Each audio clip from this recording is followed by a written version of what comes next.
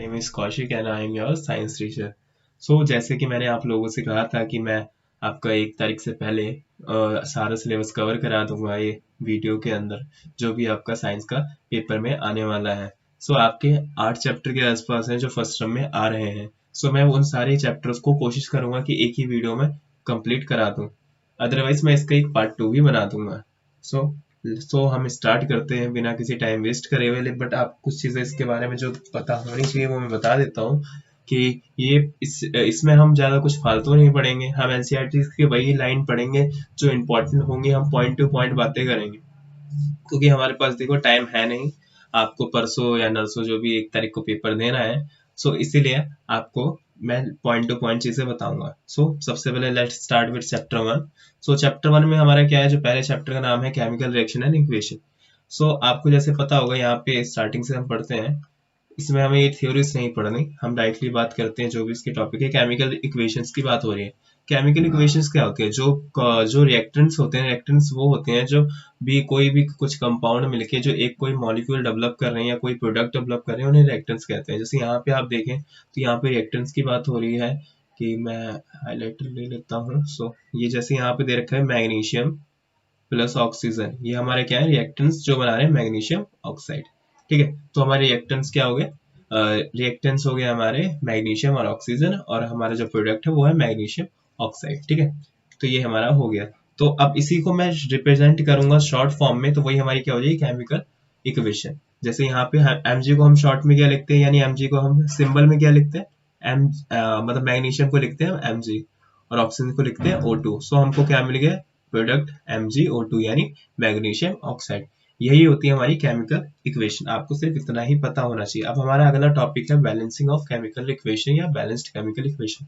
अब सब अगर हमें ये पता करना है कि ये इक्वेशन जो भी हम देख रहे हैं केमिकल इक्वेशन, वो बैलेंस्ड है कि या नहीं है, तो इससे हम कैसे पता करेंगे। तो मैं इसके लिए आपको एक शॉर्ट ट्रिक बताता हूँ जो आपको डायरेक्टली बहुत काम में आएगी, क्योंकि आपको यहाँ पे कुछ कहते हैं ना, इतना टाइम नहीं हमारे पास कि हम आपको एक एक चीज बताएं या आप पढ़ें इस टाइम पे। तो हम आपको शॉर्ट ट्रिक बताते हैं। ये जो हमारा है इस तरफ, ये हमारा कौन सा हम बोल सकते थे, LHS यानी लेफ्ट हैंड साइड। ठीक है, कौन सा, ये वाला, ये जो नीचे की तरफ है। ठीक है, और ये हमारा क्या है, RHS। ठीक है, यानी राइट हैंड साइड। तो जो हमारा लेफ्ट हैंड साइड है, हम पहले लेफ्ट हैंड साइड में पहले गिन लेते हैं कि यहाँ पे कौन कौन से कंपाउंड या एलिमेंट्स हैं। तो पहले यहाँ पे जिंक है, और हमारा हाइड्रोजन है, सल्फर है, और हमारा क्या है, ऑक्सीजन है। तो यहाँ पे जिंक कितने हैं, 1 है, आपको दिख रहा है। हाइड्रोजन कितने हैं, 2 है। एस कितने हैं, 1 है। और ओ कितने हैं, 4 है। तो यहाँ पे कितने, यहाँ पे हमने गिन लिया। अब आपको सेम इस साइड, राइट हैंड साइड, ये चीजें गिननी है। यहाँ पे जिंक 1 था, यहाँ पे कितने हैं, 1, यानी जिंक इक्वल है। यहाँ पे हाइड्रोजन कितने थे, 2 थे, यहाँ पे कितने, 2, यानी हाइड्रोजन भी इक्वल है। एस कितने थे, 1, यहाँ पे कितने, 1, यहाँ पे ओ कितने थे, 4, यहाँ पे कितने, 4। इट्स मीन, इसका मतलब जो हमारी केमिकल रिएक्शन है ये वाली, ये क्या है, ये बैलेंस्ड है। सो होप आपको ये समझ में आ गया होगा। आगे हम और क्वेश्चन भी करेंगे। सो यहाँ पे 4। ठीक है, इसका मतलब ये जो हमारी है केमिकल रिएक्शन, ये क्या है, बैलेंस्ड है। ठीक है, अब आगे हम देखते हैं। यहाँ पे इसी में यहाँ पे दे रखा होगा बैलेंस करने के लिए हमारी आपकी बुक के अंदर। ये देखो, यहाँ पे इन लोगों ने स्टेप्स बनाया बताए हैं कि आपको इस स्टेप से करना है, बट आपके पास इतना टाइम नहीं कि आप अगर स्टेप देखें। हम सीधा शॉर्ट ट्रिक की बात कर रहे हैं कि हमें कैसे करना है। जैसे कि अगर मान लो ये भी दे रखा है, यहाँ पे कितना दे रखा है, हम यहाँ पे फिर से वही जैसे मैंने बताया आपको क्या करेंगे, एफ कितने, 3, एच कितने यहाँ पे, 4 यहाँ पे और 2 यहाँ पे, यानी 4 2 जा 8, यानी 8 ऑक्सीजन हो गए, मतलब हाइड्रोजन और हो गए, और ऑक्सीजन हमारे कितने हो गए, 4 ऑक्सीजन हो गए। यहाँ पे अब जिंक कितने हैं, यहाँ पे 3। ठीक है, यहाँ पे भी 3 थे। ऑक्सीजन कितने हो गए, यहाँ पे 4, वहां पे भी 4 थे। हाइड्रोजन कितने हो गए, 8, यानी इट्स मीन ये भी क्या है, ये भी हमारी बैलेंस है। सो अब आगे देखते हैं, हम यहाँ पे बैलेंसिंग के लिए दे रखा होगा नहीं। सो ठीक है, यहाँ तक हमारा खत्म हो गया बैलेंसिंग ऑफ केमिकल रिएक्शन। अब हमारा अगला टॉपिक जो आ गया, वो आ गया टाइप्स। हमारा है टाइप्स ऑफ केमिकल रिएक्शन। अब हमें केमिकल रिएक्शंस के बारे में पढ़ना है। कलर दूसरा ले लेता हूँ। सो ये ठीक है, ओके ठीक है। सो हमारा पहला रिएक्शन है जिसका नाम है कॉम्बिनेशन रिएक्शन। ठीक है, अब कॉम्बिनेशन रिएक्शन को हम सीधा कैसे कह सकते हैं? कॉम्बिनेशन का मतलब अगर आप सोचे दिमाग में कॉमन सेंस से सोचे, कॉम्बिनेशन का मतलब क्या था? हम किसी चीज को कंबाइन कर रहे हैं, यानी किसी दो या तीन चीजों को कंबाइन करके हम प्रोडक्ट बना रहे हैं, उसी को हम कॉम्बिनेशन रिएक्शन कहते हैं। जैसे कि हमारे यहाँ पे एग्जाम्पल के लिए दे रखा है, यहाँ पे हमने ले रखा है CaO यानी कैल्शियम ऑक्साइड, और यहाँ पे ले रखा हमने वाटर। हमने दो चीज को क्या करा? कंबाइन करा और हमने एक कोई प्रोडक्ट बना दिया इसका जो हमारा क्या है, ये देखो सामने बना हुआ है, कैल्शियम हाइड्रोक्साइड। ठीक है, ये जिसे हम कहते हैं ठीक है, ये हो गया हमारा ये प्रोडक्ट। ठीक है, तो हमारे रिएक्टेंट क्या है? CaO और H2O, और इससे हमने कंबाइन करके क्या बना दिया? हमने एक प्रोडक्ट बना दिया जिसका नाम क्या है? Calcium hydroxide. ठीक है, तो ये हमारा क्या हुई? Combination reaction. ये दो चीजों को मिला के हमने कोई एक प्रोडक्ट डेवलप किया, वही हमारा क्या है? Combination reaction. ठीक है, हमारा अगला है डीकम्पोजिशन रिएक्शन। सो डीकम्पोजिशन रिएक्शन में इसका जस्ट उल्टा होता है। जैसे हमने वहां पे क्या करा? दो चीजों को मिला के कोई एक कंपाउंड बन रहा है, या तीन चीजों को मिला के कोई एक कंपाउंड बन रहा है। यहाँ पे एक कंपाउंड को तोड़ के हम दो या दो से ज्यादा चीजें बना रहे हैं, यानी जो हमारा रिएक्टेंट है वो टूट के दो या तीन प्रोडक्ट बना रहा है। ठीक है, ये आपके यहाँ पे बीच बीच में कहीं पे डेफिनेशन लिखी होगी, सो आप देख लेना।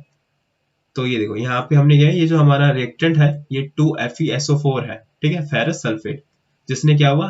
हमने उसको हीट दिया, और हीट के बाद वो फेरिक ऑक्साइड में टूट गया, और SO2 में टूट गया, और SO3 में टूट गया। यानी हमको यहाँ पे कितने, यहाँ पे अगर आप देखें तो यहाँ पे कितना था? एक कंपाउंड था। यहाँ पे मुझे कितना मिला? एक, दो, तीन, यानी एक ही दो तीन कंपाउंड में टूट गया। ये हमारा क्या होता है? Decomposition reaction. ठीक है, सो नेक्स्ट हम चलते हैं, हमारी नेक्स्ट रिएक्शन है डिस्प्लेसमेंट रिएक्शन। सो ये हमारी है डिस्प्लेसमेंट रिएक्शन। अब डिस्प्लेसमेंट रिएक्शन की बात करते हैं हम, यहाँ पे एग्जांपल दे रखा होगा, सो मैं बताता हूँ।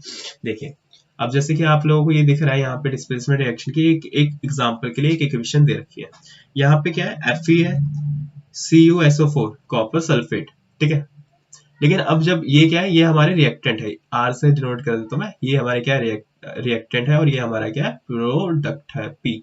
ठीक है, सो Fe प्लस CuSO4। सो अगर हमने रिएक्शन करवाई उसके बाद क्या बन गया? FeSO4 प्लस Cu, यानी यहाँ पे Fe अकेला था, यानी Fe यहाँ पे क्या था? अकेला था, सिंगल था, एक यहाँ पे Fe अकेला था, और यहाँ पे Cu के साथ कौन था? सल्फर था।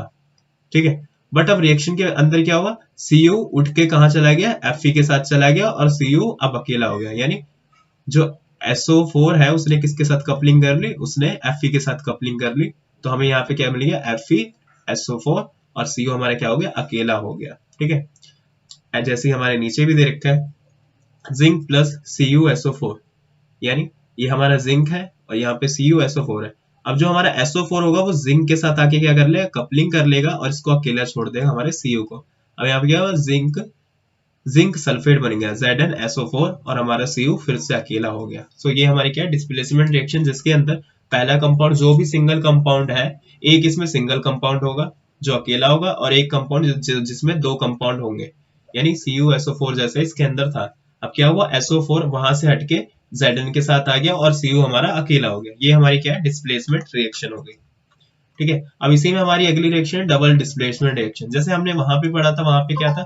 एक कंपाउंड क्या हुआ? रिप्लेस हो गया, यानी उसने अपनी जगह चेंज करके दूसरे कंपाउंड के साथ आ गया। बट यहाँ पे क्या? यहाँ पे एक्सचेंज करेंगे, यहाँ पे दोनों अपनी जगह को चेंज करेंगे। देखते हैं, जैसे कि यहाँ पे जैसे हम देखते हैं यहाँ पे क्या है? Na2SO4 यानी सोडियम सल्फेट, और यहाँ पे BaCl2 यानी बेरियम क्लोराइड। ठीक है, अब यहाँ पे क्या हुआ? जो हमारा SO4 है ये Ba के साथ आ जाएगा, और हमारा जो Cl है वो आ जाएगा Na के साथ। यानी कि भाई इसको इसके साथ नहीं रहना, इसको इसके साथ नहीं रहना, तो इसने कहा तू इसको मुझे दे दे, और इसने बोला तू इसे को मुझे दे दे। ठीक है, तो इन दोनों ने क्या करा? आपस में एक्सचेंज कर लिया। तो यहाँ पे अब क्या मिलेगा मुझे?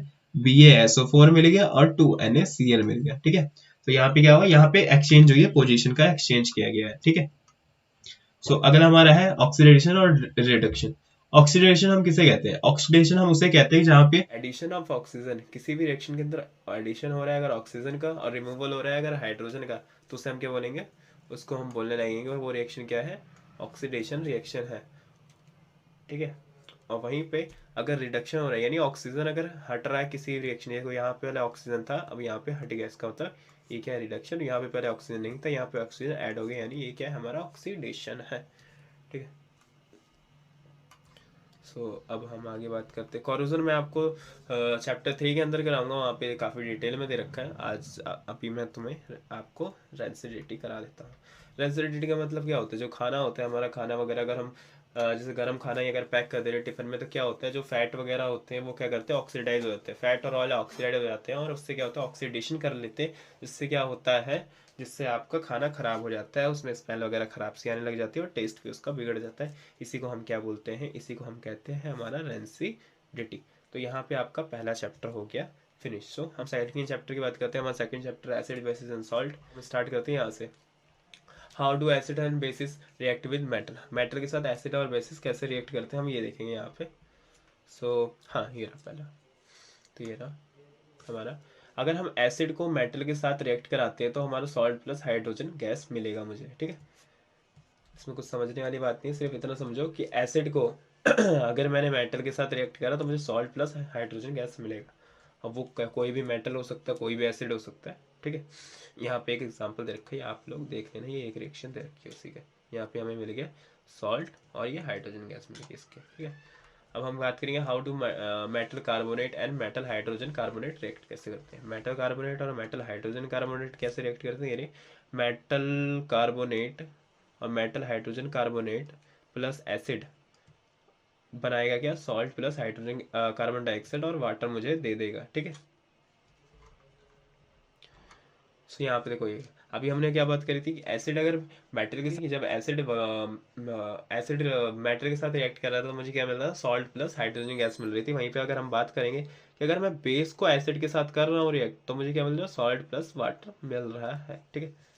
ये है। अब हम reaction of metal oxide with acid, metal oxide के रिएक्शन है एसिड के साथ, इसमें कुछ है नहीं, आगे हम पढ़ते हैं।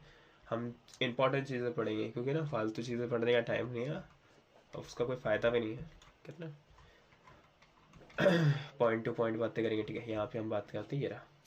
अब बताते हैं ये क्या है, हमारा पीएच स्केल है, यानी पीएच इंडिकेटर है। अगर मान लो मैंने कोई भी एसिड लिया, मैंने क्या करा, उसको पोर करा एसिड में, हमारा लिटमस पेपर पोर करा, मेरे को कोई ना कोई कलर मिला होगा वहाँ पे, ठीक है। अब मैं क्या करूँगा, उस कलर को जाके नीचे इंडिकेटर बना हुआ दिखाता हूँ मैं, ये रहा।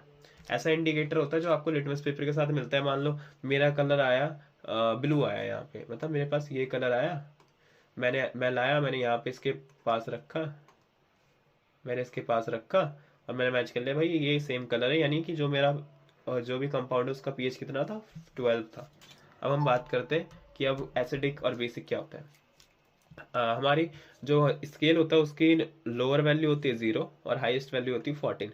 अगर मैं 7 to 0 जा रहा हूँ, यानी 7 से 0 की तरफ जा रहा हूँ, तो ये कंपाउंड क्या मिले होता जाएगा, एसिडिक होता जाएगा, यानी एसिडिक स्ट्रेंथ क्या होती जाएगी, बढ़ती जाएगी। और अगर मैं 7 से 14 की तरफ जा रहा हूँ तो क्या होता जाएगा, बेसिक होते जाएंगे, बेसिक वैल्यू बढ़ती जाएगी, ठीक है। ये होता है। अब यहाँ पे देखो क्या लिखा हुआ है, H प्लस आयन और OH नेगेटिव आयन। कहा जाता है जो भी जो एसिड उतना, जो सबसे अच्छा एसिड वो है जो H प्लस आयन बहुत जल्दी दे दे। यानी जैसे हमारा HCl है, HCl सुना होगा आपने, हाइड्रोक्लोरिक एसिड। HCl को अगर मैं तोड़ता हूँ तो H positive plus Cl negative में वो टूट जाएगा, यानी वो बहुत जल्दी H प्लस आयन दे रहा है, इसलिए हम कहते हैं कि HCl एक अच्छा एसिड है, यानी स्ट्रॉन्ग एसिड है। अब हमें इस कैसे पता चलेगा स्ट्रॉन्ग एसिड कौन सा है, वीक एसिड कौन सा है। जो 0 के नियर होगा वो क्या होगा, हमारा स्ट्रॉन्ग हो जाएगा। जो इस साइड होगा या यहाँ 7 के पास होगा वो वीक होगा। वहीं पे वैसे अगर हम 7 से 14 की तरफ चलें, जो 14 के पास होगा वो बेस बहुत अच्छा होगा, यानी बहुत स्ट्रांग बेस होगा, और 7 के पास होगा तो यानी वो हमारा अच्छा बेस नहीं है, यानी स्ट्रांग नहीं है। अब आगे बात करते हैं। ये देखो ये बहुत इंपॉर्टेंट है, यहाँ पे वैल्यूज दे रखी है, 1 से 2 नंबर के क्वेश्चन है, पूछ सकता है आराम से। गैस्ट्रिक जूस की पीएच वैल्यू क्या होती है, 1.2। लेमन जूस की 2.2, जो हमारा नींबू होता है, नींबू का अगर तुम जूस निकालो तो उसकी वैल्यू। प्योर ब्लड का क्या होता है, 7.4। मिल्क ऑफ मैग्नीशिया क्या होता है, 10। और सोडियम हाइड्रोक्साइड सॉल्यूशन का होता है 14, ठीक है। ये याद रखना बहुत इंपॉर्टेंट है, एक एक नंबर में पूछ सकता है। वैसे ही अब तो मल्टीपल चॉइस क्वेश्चन हो ही गए। तो आराम से ये सब चीज़ें, ऐसे क्वेश्चन ज़्यादा पूछ जाएंगे। अब देखो यहाँ पे क्या आ गया, अब हमारा आ गया importance of pH in everyday life, यानी पीएच हमारी एवरीडे लाइफ में कैसे यूज होती है। अब ये पूछ रहा है are plants and animals are pH sensitive, यानी कि हमारा जो हम लोग हैं प्लांट्स और एनिमल्स हैं वो क्या पीएच सेंसिटिव है। तो देखते हैं पीएच रेंज ऑफ क्या है 7 to 7.8, यानी हम कितने रेंज पे वर्क करते हैं, यानी इसके बीच का डिफरेंस कितना है 0.8। यानी ऐसा नहीं है कि अगर मेरी बॉडी में आज मेरी बॉडी का पीएच है 7, कल अगर वो 10 हो गया तो मेरी बॉडी वर्क करेगी, नहीं करेगी, क्योंकि यहाँ पे देखो एक लाइन लिखी हुई है, कहाँ गई, here, living organism can survive only in a narrow range of pH change, यानी बहुत ही कम पीएच चेंज हुआ तभी सर्वाइव कर पाएंगे, अगर ज्यादा पीएच चेंज हुआ तो यानी क्या होगी, इवेंचुअली डेथ हो जाएगी उसकी, चाहे वो एनिमल हो चाहे वो प्लांट हो। अब देखो pH of the rain water is less than 5.6, अगर पीएच ऑफ रेन वाटर कितना हुआ 5.6 से कम हो गया तो उसे हम क्या बोलेंगे, एसिड रेन, यानी आसमान से क्या गिर रहा है, एसिड गिर रहा है। ठीक है, अब वो जो रेन है वो रिवर वगैरह में जाएगी, अब रिवर में जाएगी तो क्या पीएच कम कर देगी किसका, रिवर का, यानी रिवर का पानी भी क्या हो गया, एसिडिक हो गया। अब जो उसके अंदर मछलियां वगैरह उसका क्या रहना मुश्किल हो जाएगा, उनको ऑक्सीजन वगैरह ठीक से नहीं मिलेगा और वो क्या धीरे धीरे इवेंचुअली डेथ कर जाएंगी। ठीक है, अब यहाँ पे सॉइल, अपने सॉइल का देख लेना भाई पीएच क्या है। अब pH in our digestive system, हम डाइजेस्टिव सिस्टम की बात कर रहे हैं। जो हमारा डाइजेस्टिव सिस्टम है, it is very interesting to note that our stomach, क्या हो गया ये, ठीक है, ये कह रहे हैं बहुत इंटरेस्टिंग बात है कि हमारा जो पीएच होता है ना, हमारे पेट के अंदर क्या होता है, हाइड्रोक्लोरिक एसिड होता है, यानी हमारे पेट के अंदर एक एसिड होता है, लेकिन फिर भी जो हमारा वो क्या कहता है, फूड को डाइजेस्ट करता है विदाउट हार्मिंग आवर स्टमक, यानी हमारे पेट को हार्म नहीं करता और हमारा फूड क्या करता है, डाइजेस्ट करता है। अब ये आप लोग बताना क्यों होता है ऐसा, क्योंकि मैं तो 7-6 चैप्टर में बताऊंगा ही। ठीक है, ड्यूरिंग द इंडाइजेशन, इंडाइजेशन का मतलब क्या होता है, खाना अच्छे से पच नहीं रहा है तो क्या होगा, स्टमक के अंदर बहुत सारा क्या बन गया होगा, एसिड प्रोड्यूस हो चुका होगा और उससे क्या होगा, पेन होगा और हमारे पेट के अंदर इरिटेशन होगी। तो इसलिए हम एक एसिड यूज करते हैं, मतलब हम एक कंपाउंड यूज करते हैं जिसे हम क्या बोलते हैं, एंटा एसिड। एंटा एसिड का मतलब ये होता है कि एसिड के अगेंस्ट जो वर्क कर रहा है, यानी वो क्या होगा, एक्चुअल में वो बेस होगा। यानी अगर मैंने क्या करा, स्ट्रॉन्ग एसिड है हमारे पेट के अंदर, बहुत सारा एसिड हुआ, मैंने ऊपर से बेस डाला, बेस एसिड आपस में लड़े, दोनों इक्वली लड़ाई करी उनने और दोनों क्या हुआ, एक दूसरे को मार दिया और आखिरी में क्या हुआ, कोई नहीं बचा दोनों में से, हमारा पेट क्या हो गया, न्यूट्रल हो गया, यानी ना वहां पे एसिड रहेगा ना बेस रहेगा और इससे हमें क्या मिलेगा, रिलीफ मिलेगा। यहाँ पे एक दे रखा मैग्नीशियम हाइड्रोक्साइड, जो हमारा मिल्क ऑफ मैग्नीशिया होता है, ये भी माइल्ड बेस होता है जिसे हम यूज कर सकते हैं इंडाइजेशन के टाइम पे। ठीक है, अब देखो, अब यहाँ पे लिखा है pH change as the cause of tooth decay, यानी हमारे दांतों में सड़न, टूथ डिके का मतलब होता है दांतों में सड़न कैसे होती है पीएच चेंज की वजह से।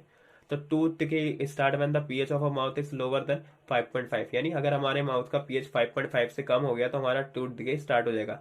हमारा जो वो होता है, जो दांत बने होते हैं वो क्या होता है, crystalline form of calcium phosphate, calcium phosphate का क्रिस्टलाइन फॉर्म होता है जो हमारे दांत होते हैं, हार्डेस्ट सब्सटेंस होता है हमारे बॉडी के अंदर जो हमारे दांत है।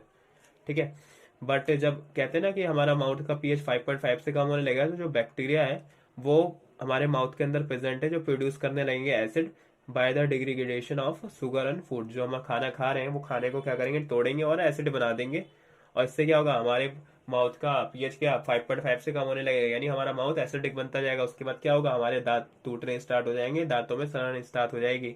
इसलिए इसको हम क्या करें, प्रिवेंशन क्या है, हम इसको टूथपेस्ट करें। ठीक है, जनरल बेसिक जो कहते हैं ना, घर में कहते हैं ब्रश करना चाहिए, क्यों करना चाहिए, घर पे जाके बताना, इसलिए करना चाहिए। टीथ कैन न्यूट्रलाइज, क्या करते हैं, टीथ कैन न्यूट्रलाइज होगा जिससे, यानी अब दांतों में मैंने क्या करा, जो हमारा टूथपेस्ट होता है वो क्या होता है, बेसिक होता है। अब हमारा दांतों में क्या था, एसिडिक स्टंट, एसिडिक रेंज बढ़ रही थी। बेसिक मैंने क्या लिया, टूथपेस्ट लिया, दांतों में कर लिया, अब क्या हुआ, एसिड बेस के साथ रिएक्ट हुआ, अब क्या बना दिया उसने, न्यूट्रलाइज कर दिया, यानी अब वो न्यूट्रल हो गया हमारा जो माउथ था। ठीक है, अब यहाँ पे पूछ रहा है कि सेल्फ डिफेंस में जो हमारे कुछ सेल्फ डिफेंस, कुछ ऐसे एनिमल्स हैं और कुछ ऐसे प्लांट्स हैं जो क्या करते हैं, केमिकल वेलफेयर के लिए यूज करते हैं, किसको, केमिकल्स को, यानी ये एसिड्स को। ठीक है, तो हमारी जो बी स्टिंग होती है, हमारे जो कह सकते हैं मधुमक्खी का जो डंक है, उसमें क्या एक एसिड होता है, जब वो हमें काटते हैं तो वो क्या करती है, उसको हमारे अंदर छोड़ देते हैं, जिससे क्या होता है, पेन और इरिटेशन कॉज होती है और हमारी स्वेलिंग सी आ जाती है। अब हम इसको ठीक कैसे करते हैं, कुछ माइल्ड वॉइस है, जैसे बेकिंग सोडा है, बेकिंग सोडा को अगर मैं उस जगह पे लगा लेता हूँ तो काफी ज्यादा रिलीफ मिलेगा। ठीक है, हमें ऐसा लगता है कि जल रहा है, जैसे कुछ जब काट लेते हैं ना, काटा होगा किसी को तो पता होगा। ठीक है, तो ये है, अब हमारा ये है अब हमारा विनेगर है, विनेगर यानी सिरका। अब यहाँ पे यहाँ पे बोला गया नेचुरल सोर्स और उसके अंदर कौन सा एसिड होता है, ये बहुत इंपॉर्टेंट है, 3 से 4 नंबर में पूछ सकता है आराम से। विनेगर के अंदर क्या होता है, एसिटिक एसिड होता है। ऑरेंज के अंदर क्या होता है, हमारा सिट्रिक एसिड होता है। टर्मरिंड के अंदर क्या होता है, टाइटेरिक एसिड होता है। टमाटो के अंदर क्या होता है, ऑक्जेलिक एसिड होता है। सॉर मिल्क यानी कर्ड, कर्ड के अंदर क्या होता है, लैक्टिक एसिड होता है। लेमन के अंदर क्या होता है, सिट्रिक एसिड होता है, सिट्रिक एसिड होता है। एंट के अंदर क्या होता है, मेथानोइक एसिड होता है। नेटल स्ट्रिंग के अंदर क्या होता है, मेथानोइक एसिड होता है। बहुत इंपॉर्टेंट है, पढ़ के जाना, आराम से पूछ सकता है। ठीक है। अब more about salt, salt family, pH salt. ठीक है, यहाँ पे डांडी मार्च की बात हो रही है, जो हमारे गांधी जी दिख रहे हैं आपको, ये रहे। ठीक है, क्या कर रहे हैं, डंडा मार रहे हैं, डंडा खींच के ले जा रहा है बच्चा, देख लो अब भाई। तो ठीक है, अब यहाँ पे देखो क्या एक लाइन इंपॉर्टेंट है, deposit of solids are also found in several parts of the world. ठीक है, the large these large crystal are often brown due to impurities, यानी ये इम्प्योरिटीज की वजह से ब्राउन दिखते हैं हमें। और this is called rock salt, इन्हें हम क्या बोलते हैं, रॉक सॉल्ट बोलते हैं। रॉक सॉल्ट का मतलब होता है सीधा नमक हिंदी में। ओके, सो यहाँ से हमारा इंपॉर्टेंट टॉपिक स्टार्ट हो रहे हैं। यहाँ से इस चैप्टर के अंदर सबसे इंपॉर्टेंट टॉपिक्स ये हैं, इनको तो भाई पक्का पढ़ के जाना है, नहीं तो भाई। हम क्या बात कर रहे थे, हाँ, अब हम बात कर रहे हैं हम कॉमन सॉल्ट। कॉमन सॉल्ट यानी हमारा जो NaCl होता है, NaCl क्या करता है, as a raw material use करते हैं। रॉ मटेरियल यानी हम रिएक्टेंट की तरह यूज करते हैं, यानी कोई चीज बनाने के लिए। ठीक है, तो यहाँ पे इसी में हम एक चीज हमारे इसी में ये है, पहला जो कंपाउंड है वो हमारा सोडियम हाइड्रोक्साइड। सोडियम हाइड्रोक्साइड में क्या होता है, हमारे electricity is passed through an aqueous solution, aqueous solution के थ्रू मैं इलेक्ट्रिसिटी पास करूंगा, सोडियम क्लोराइड। ठीक है, तो it decompose to form the sodium hydroxide, ये क्या करेगा, डिकम्पोज करके हाइड्रो ऑक्साइड बना देगा। ठीक है, और इसे हम क्या बोलते हैं, क्लोर एल्कली प्रोसेस भी बोलते हैं, जिसमें क्लोर किसके लिए यूज करते हैं, हम क्लोरीन के लिए, और एल्कली हम सोडियम हाइड्रो ऑक्साइड के लिए यूज करते हैं। इसकी देखो रिएक्शन बड़ी इंपॉर्टेंट है, 2NaCl प्लस 2H2O बनाएगा 2NaOH, C+Cl प्लस H2O। अब देखो यहाँ से जो भी टॉपिक्स आने वाले हैं, इसके बाद ब्लीचिंग पाउडर या सोडियम हाइड्रोक्साइड, वॉशिंग सोडा, इनके अंदर आपको देखो क्या क्या करना है। फर्स्ट ऑफ ऑल आपको इनके फॉर्मूले याद होने चाहिए, फॉर्मूला। ठीक है, second chemical name,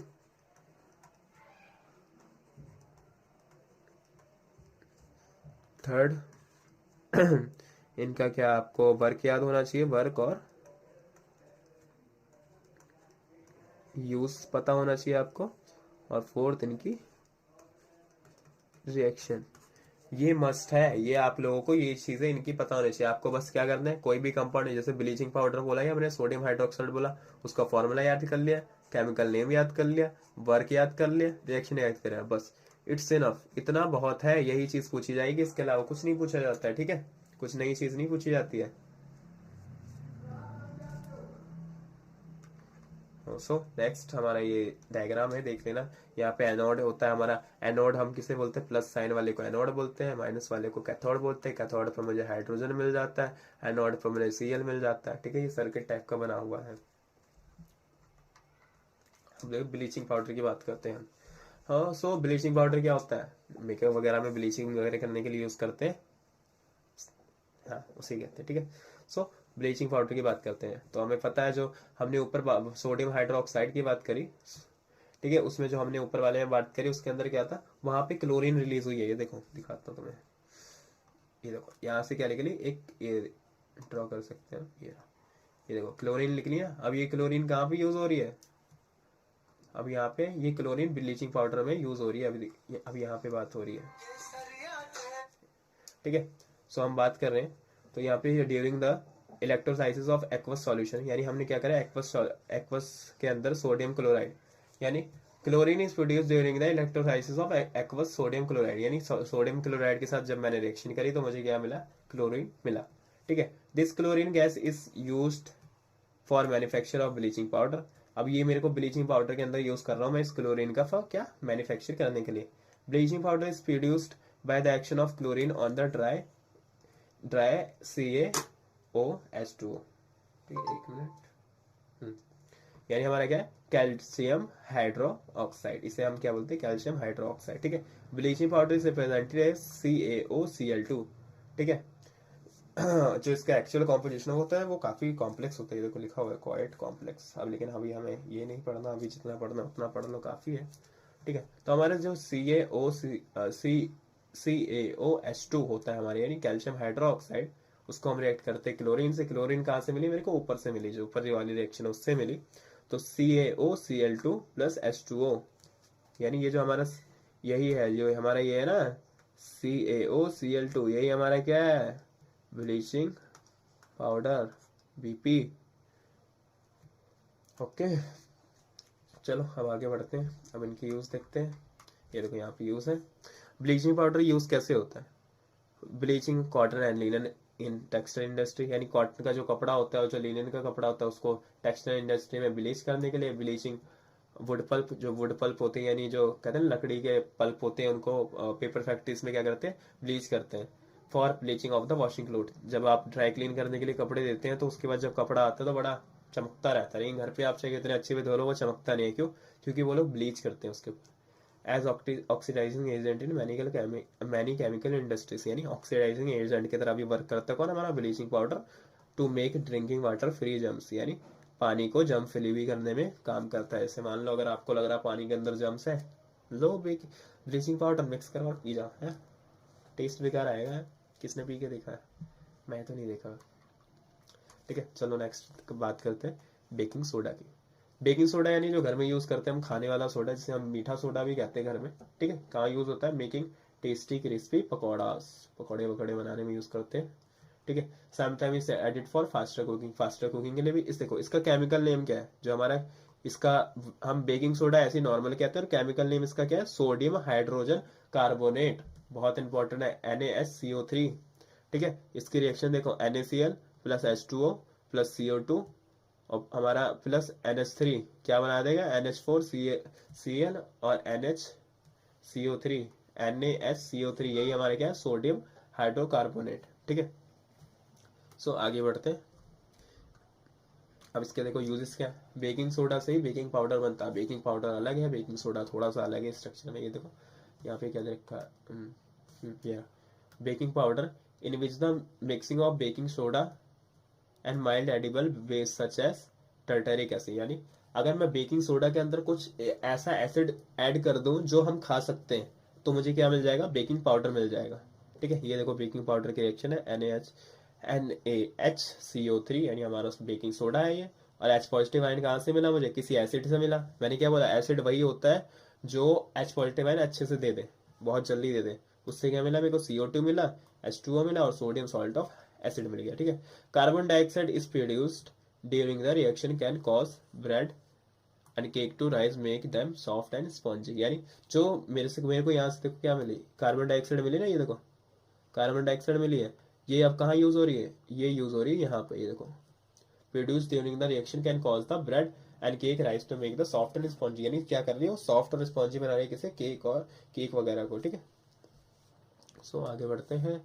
sodium hydrocarbonate also an ingredient in antacid, antacid में भी इंग्रेडिएंट होता है और क्योंकि ये बेसिक होता है इसलिए न्यूट्रलाइज कर देता है हमारे पेट को और रिलीफ मिलता है इससे हमें। ठीक है, और कहाँ यूज होता है, also use in soda acid fire extinguisher, fire extinguisher के अंदर भी यूज होता है, सोडा वाले आते हैं। ठीक है, अब वॉशिंग सोडा की बात करेंगे जो घर में हम कपड़े वपड़े धोने के लिए यूज करते हैं। ठीक है, इसकी रिएक्शन देख लो, इंपॉर्टेंट है। Na2CO3 plus 10 molecules of H2O, इस रिएक्शन में कुछ नहीं हो रहा, बस यहाँ से ये प्लस गायब कर दो और बस तुम्हारी रिएक्शन होगी Na2CO3.10 मॉलिक्यूल्स ऑफ H2O। ठीक है, यही हमारा क्या वॉशिंग सोडा की रिएक्शन है। अब वॉशिंग सोडा के वर्क देख लेते हैं भाई। ठीक है, वॉशिंग सोडा सोडियम कार्बोनेट जिसे हम कहते हैं इस use to in glass soap and paper industry, यहाँ पे यूज होता है manufacture of sodium compound such as borax. Borax पता है क्या होता है, सिंदूर, सोडियम का कंपाउंड होता है, बोरेक्स से सिंदूर बनता है, उसको मैन्युफैक्चर करने का काम करता है। Sodium carbonate can be use as cleaning agent for domestic purpose, यानी घर वगैरह में आप क्या करते हैं, इसको यूज करते हैं हम वॉशिंग सोडा को। It also use for removing of permanent hardness of water. अब परमानेंट हार्डनेस ऑफ वाटर क्या होती है ये आपको 4th चैप्टर में पता चलेगा जो अगले टर्म में है। ठीक है, चलो नेक्स्ट आगे बात करते हैं। सबसे ज़्यादा कहते हैं ना एग्जामिनर का फेवरेट जो है वो है ये रहा हमारा प्लास्टर ऑफ पेरिस, जिसे हम क्या बोलते हैं शॉर्ट में POP। बहुत इंपॉर्टेंट है, पूछेगा ज़रूर, पढ़ के जाना। अगर हम जिप्सम को 373 केल्विन पे क्या करेंगे, हीट करते हैं, तो वो लॉस करेगा वाटर मॉलिक्यूल का and becomes calcium sulphate hemihydrate. इसी को हम क्या बोलते हैं, प्लास्टर ऑफ पेरिस। पेरिस कहाँ गया, पेरिस में नहीं, पेरिस अगले पेज पे ये रहा प्लास्टर ऑफ पेरिस। अब बताता हूँ मैं कैसे रिएक्शन, देखो फिर बताता हूँ। अब देखो प्लास्टर ऑफ पेरिस है, इसको डॉक्टर यूज करते हैं as a plaster for the supporting fracture bone, यानी जो किसी के पैर हाथ टूट जाते हैं तो प्लास्टर चढ़ाते हैं ना, तो उसको सपोर्ट, बोन को सपोर्ट करने के लिए इससे करते हैं, प्लास्टर ऑफ पेरिस से चढ़ाते हैं। ठीक है, अब देखो यहाँ पे क्या है, जो हमारा CaSO4 है वो सेम है, और यहाँ पे हाफ मॉलिक्यूल्स ऑफ H2O। यहाँ पे क्या 1.5 मॉलिक्यूल ऑफ H2O मैंने लिया, यहाँ पे 1 है। ठीक है, 1.5 मॉलिक्यूल ऑफ H2O लिया, और मेरे को क्या मिलेगा,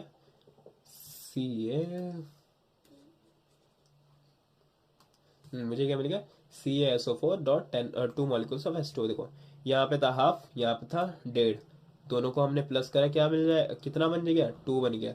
और CaSO4 यहाँ पे भी क्या है, CaSO4 सेम है, यानी रिएक्शन समझ में आई क्या हुई, यानी चेंज कहाँ हुआ, इसके अंदर हुआ, ये प्लस हो गए वाटर के मॉलिक्यूल, इसलिए यहाँ पे बन गया 2 मॉलिक्यूल्स ऑफ H2O, जिसे हम क्या बोलते हैं, जिप्सम कहते हैं।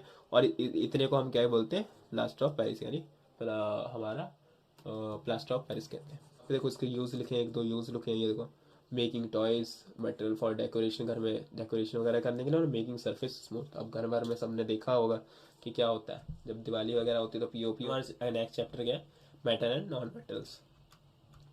तो सबसे पहले इंपॉर्टेंट है फिजिकल प्रॉपर्टीज ऑफ मेटल। हम फिजिकल प्रॉपर्टीज ऑफ मेटल की बात करते हैं, यानी मेटल, कोई भी मेटल, उसकी फिजिकल प्रॉपर्टीज क्या क्या होती है।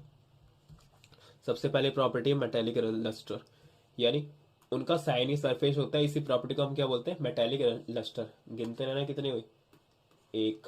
ठीक है, मेटेलिक लस्टर हुई पहली प्रॉपर्टी, यानी वो चमकता है, जो सरफेस मेटल का, किसी भी मेटल को अगर देखोगे तो वो चमकता रहता है। ठीक है, दूसरा क्या है, मेटल्स आर जनरली हार्ड। जो मेटल होते हैं वो जनरली हार्ड होते हैं, hardness varies from metal to metal. कोई मेटल ज़्यादा हार्ड हो सकता है, कोई कम हार्ड हो सकता है। तो ये क्या है, दूसरा हमारा कि मेटल हार्ड होते हैं, ये फिजिकल प्रॉपर्टी हुई।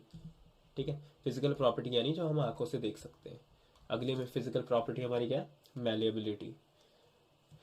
कुछ ऐसे मेटल्स हैं जिनको हम बीट इनटू थिन शीट्स, यानी उनको हम पीट पीट के पतली चद्दरें बना सकते हैं, इसी प्रॉपर्टी को हम क्या बोलते हैं, मैलिएबिलिटी। कितनी प्रॉपर्टी, तीसरी, थर्ड। ठीक है, अब देखो यहाँ पे ना एक लिखा है डक्टिलिटी, ये the ability of a metal to drawn into the thin wires, यानी अगर मैं मेटल को पीट पीट के लंबी सी तारें बना दूं, उसी प्रॉपर्टी को क्या बोलते हैं, हम डक्टिलिटी बोलते हैं, फोर्थ। ठीक है, अब मैं यहाँ पे देखो, यहाँ पे लिखा हुआ है, you will surprise to know that the wire about 2 kilometre की लेंथ की, यानी 2 किलोमीटर की लेंथ की मैं वायर बना सकता हूँ सिर्फ 1 ग्राम ऑफ सोना से। यानी अगर मेरे पास 1 ग्राम ऑफ सोल्ट है, गोल्ड है, सॉल्ट नहीं गोल्ड, अगर मेरे पास 1 ग्राम भी गोल्ड है तो मैं कितनी लंबी तार बना सकता हूँ, 2 किलोमीटर लंबी, यानी उसकी डक्टिलिटी बहुत ही ज्यादा अच्छी है। It is because of their malleability and ductility that metal can be given different shape according to their need, यानी जिस मेटल की malleability और ductility अच्छी है, हम उसको कोई भी शेप दे सकते हैं जो हमारी मर्जी है। ठीक है, सो नेक्स्ट मूव करते हैं। यहाँ पे दिया हुआ है क्या, ये देखो यहाँ पे दिया है एक गुड कंडक्टर, जो metals are the good conductors of heat and electricity. ये हीट के अच्छे कंडक्टर होते हैं, यानी अगर मैं मेटल के इस तरफ कहते हैं वो, अगर मैं मोमबत्ती लूँ और एक लंबी सी तार लूँ या कोई भी कहते हैं ना रॉड टाइप की ले लूँ, उस पर अगर मैं आगे की तरफ मोमबत्ती पे रखूँ, वो धीरे धीरे करके हीट को कंडक्ट करते करते मेरे हाथ तक ले आएगी, यानी वो कंडक्टर होती है हीट की अच्छी। और वहीं पे अगर, और इलेक्ट्रिसिटी की तो सबको पता है, लोहे को जाकर लगा के देखना बोर्ड के अंदर करंट लगेगा लगाना मत, लेकिन ऐसा कुछ मत करना। The best conductor of heat are silver, जो हमारा बेस्ट कंडक्टर है हीट का वो सिल्वर है और कॉपर है। ठीक है, और जो हमारा लेड और मरकरी है आर कंपेरेटिवली पुअर कंडक्टर। जो हमारा लेड और मरकरी है ये इतना अच्छा नहीं कर पाता, लेकिन जो हमारा सिल्वर और कॉपर है वो करता है बड़ा अच्छा। ठीक है, आगे देखते हैं हम क्या है, नॉन मेटल्स की बात करते हैं। ठीक है, अब हम बात कर रहे हैं नॉन मेटल्स की। तो यहाँ पे लिखा ऑल मेटल एक्सेप्ट मरकरी, जो हमारा मरकरी वो मेटल होता है, बट सारे मेटल मेरे को सॉलिड फॉर्म में मिलते हैं एट रूम टेम्परेचर, बट जो हमारा मरकरी है वो हमें लिक्विड कहते हैं ना, रूम टेम्परेचर पे सॉलिड फॉर्म में मिलता है बस, उसके अलावा वो किसी और फॉर्म में रहता, सॉलिड नहीं रहता। जो मेटल है उनके हाई मेल्टिंग पॉइंट होता, बता दिया ऑलरेडी। बट जो हमारा गैलीलियम होता है ना, गैलीडियम, गैलीलियम है, गैलीडियम नहीं है। ये देखो यहाँ पे गैलीलियम और सीजियम है जो हमारा, have very low melting point, बहुत ही कम मेल्टिंग पॉइंट है। Two metals have melt if you keep tuning your palm, यानी अगर हम उनको अपने हाथ पे रखें, इन दोनों को, किसको, गैलियम एंड सीजियम को अपने हाथ पे भी रख दें तो हमारे बॉडी के अंदर हीट होगी, तो इसके और वो क्या करेगी, उस हीट से वो मेल्ट हो जाएंगे, यानी पानी बन जाएंगे, पानी की तरह मतलब लिक्विड बन जाएंगे, पानी तो नहीं बनेंगे। ठीक है, हमारा अगला है iodine. Iodine is a non metal but it has lustrous, यानी जो हमारा आयोडीन है वो नॉन मेटल है। आयोडीन कहाँ पे होता है, नमक वगैरह में होता है। नमक देखा कभी, चमकता है वो, हाँ शाइन करता है, देखना आज जाके घर पे, घर पे ही हो गए सब लोग। Carbon is a non metal, जो हमारा कार्बन है वो नॉन मेटल है, can exist in a different form each. देखो अब यहाँ पे एलोट्रॉप्स की बात है, जो कार्बन है वो डिफरेंट फॉर्म में एग्जिस्ट करता है, ईच ऑफ कॉल्ड एलोट्रॉप्स, यानी अगर मैं कार्बन हूँ और मेरी 3-4 तरीके के फॉर्म है, तो मैं क्या बोलूंगा कि वो मेरे एलोट्रॉप्स है, यानी वो कार्बन से क्या है, एलोट्रॉप्स है। ठीक है, तो पहला एलोट्रॉप क्या है कार्बन का, हमारा डायमंड। ठीक है, और दूसरा ये ग्रेफाइट। 3 होते हैं वैसे, यहाँ पे 2 ही दे रखे हैं। ठीक है, तो आज हम, it is the hardest natural occurring substance, यानी सबसे हार्डेस्ट सब्सटेंस है वर्ल्ड के अंदर जो नेचुरली अकरिंग है, यानी जो नेचर के द्वारा हमें मिला है। कौन सा है वो, diamond. It has very high melting point, बहुत ही ज्यादा हाई मेल्टिंग पॉइंट है। और दूसरा हमारा क्या है, graphite, another allotrope of carbon, carbon का ही एलोट्रॉप है, and good conductor of electricity. जो नॉन मेटल्स होते हैं वो गुड कंडक्टर नहीं होते इलेक्ट्रिसिटी के, बट जो हमारा ग्रेफाइट है वो बहुत अच्छा गुड कंडक्टर होता है इलेक्ट्रिसिटी का, यानी ये रेयर केस है, यानी स्पेशल केस ही है। ठीक है, हमारा कौन सा, ग्रेफाइट। ग्रेफाइट कहाँ पे होता है, कहाँ होता है भाई ग्रेफाइट, पता है किसी को। पेंसिल की जो निप होती है वो किससे बनी होती है, ग्रेफाइट की बनी होती है। ठीक है, एल्कली मेटल्स, यानी हमारे ये lithium, sodium, potassium are so soft, ये बहुत क्या, कितने, बहुत ज्यादा सॉफ्ट होते हैं, इतने सॉफ्ट होते हैं कि इन्हें हम चाकू से काट सकते हैं। सोचो, मेटल है, आयन को काट सकते हैं, लोहे को काट सकते हैं, या कॉपर को काट सकते हैं चाकू से, नहीं। पर सोचो ये जो सोडियम है हमारा, पोटेशियम और लिथियम, ये इतने ज्यादा सॉफ्ट होते हैं कि इन्हें हम चाकू से भी काट सकते हैं, यानी नाइफ से भी कट कर सकते हैं। ठीक है, ये हमारी प्रॉपर्टीज हो गई। आगे बढ़ते हैं, कहाँ गया ये रहा।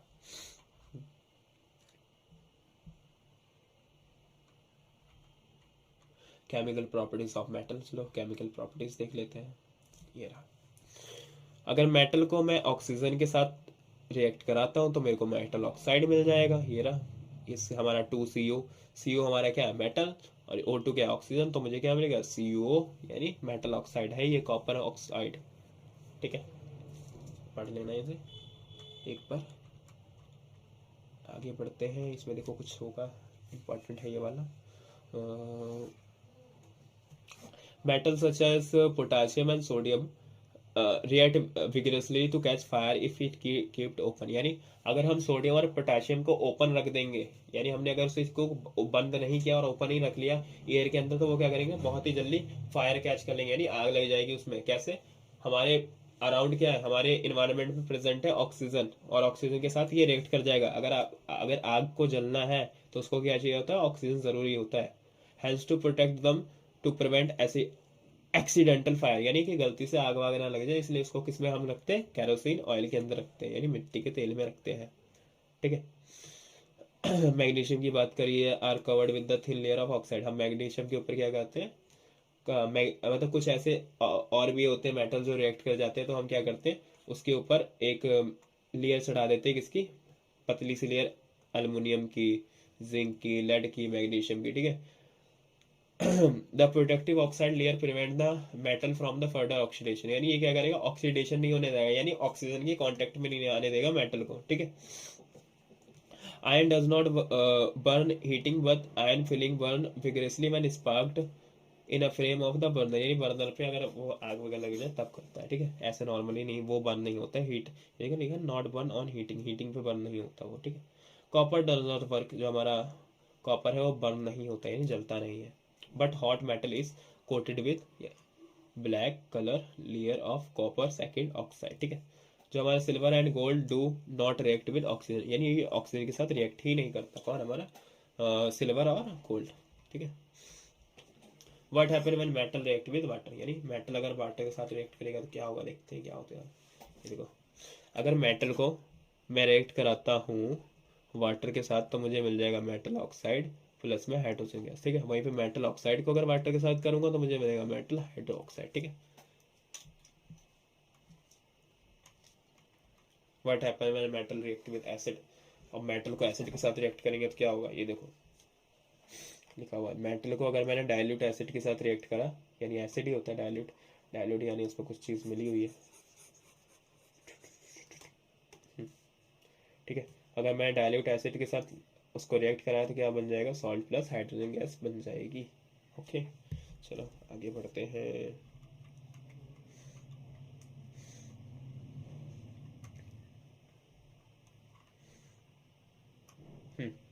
रिएक्टिविटी सीरीज देखो, रिएक्टिविटी सीरीज आ गई।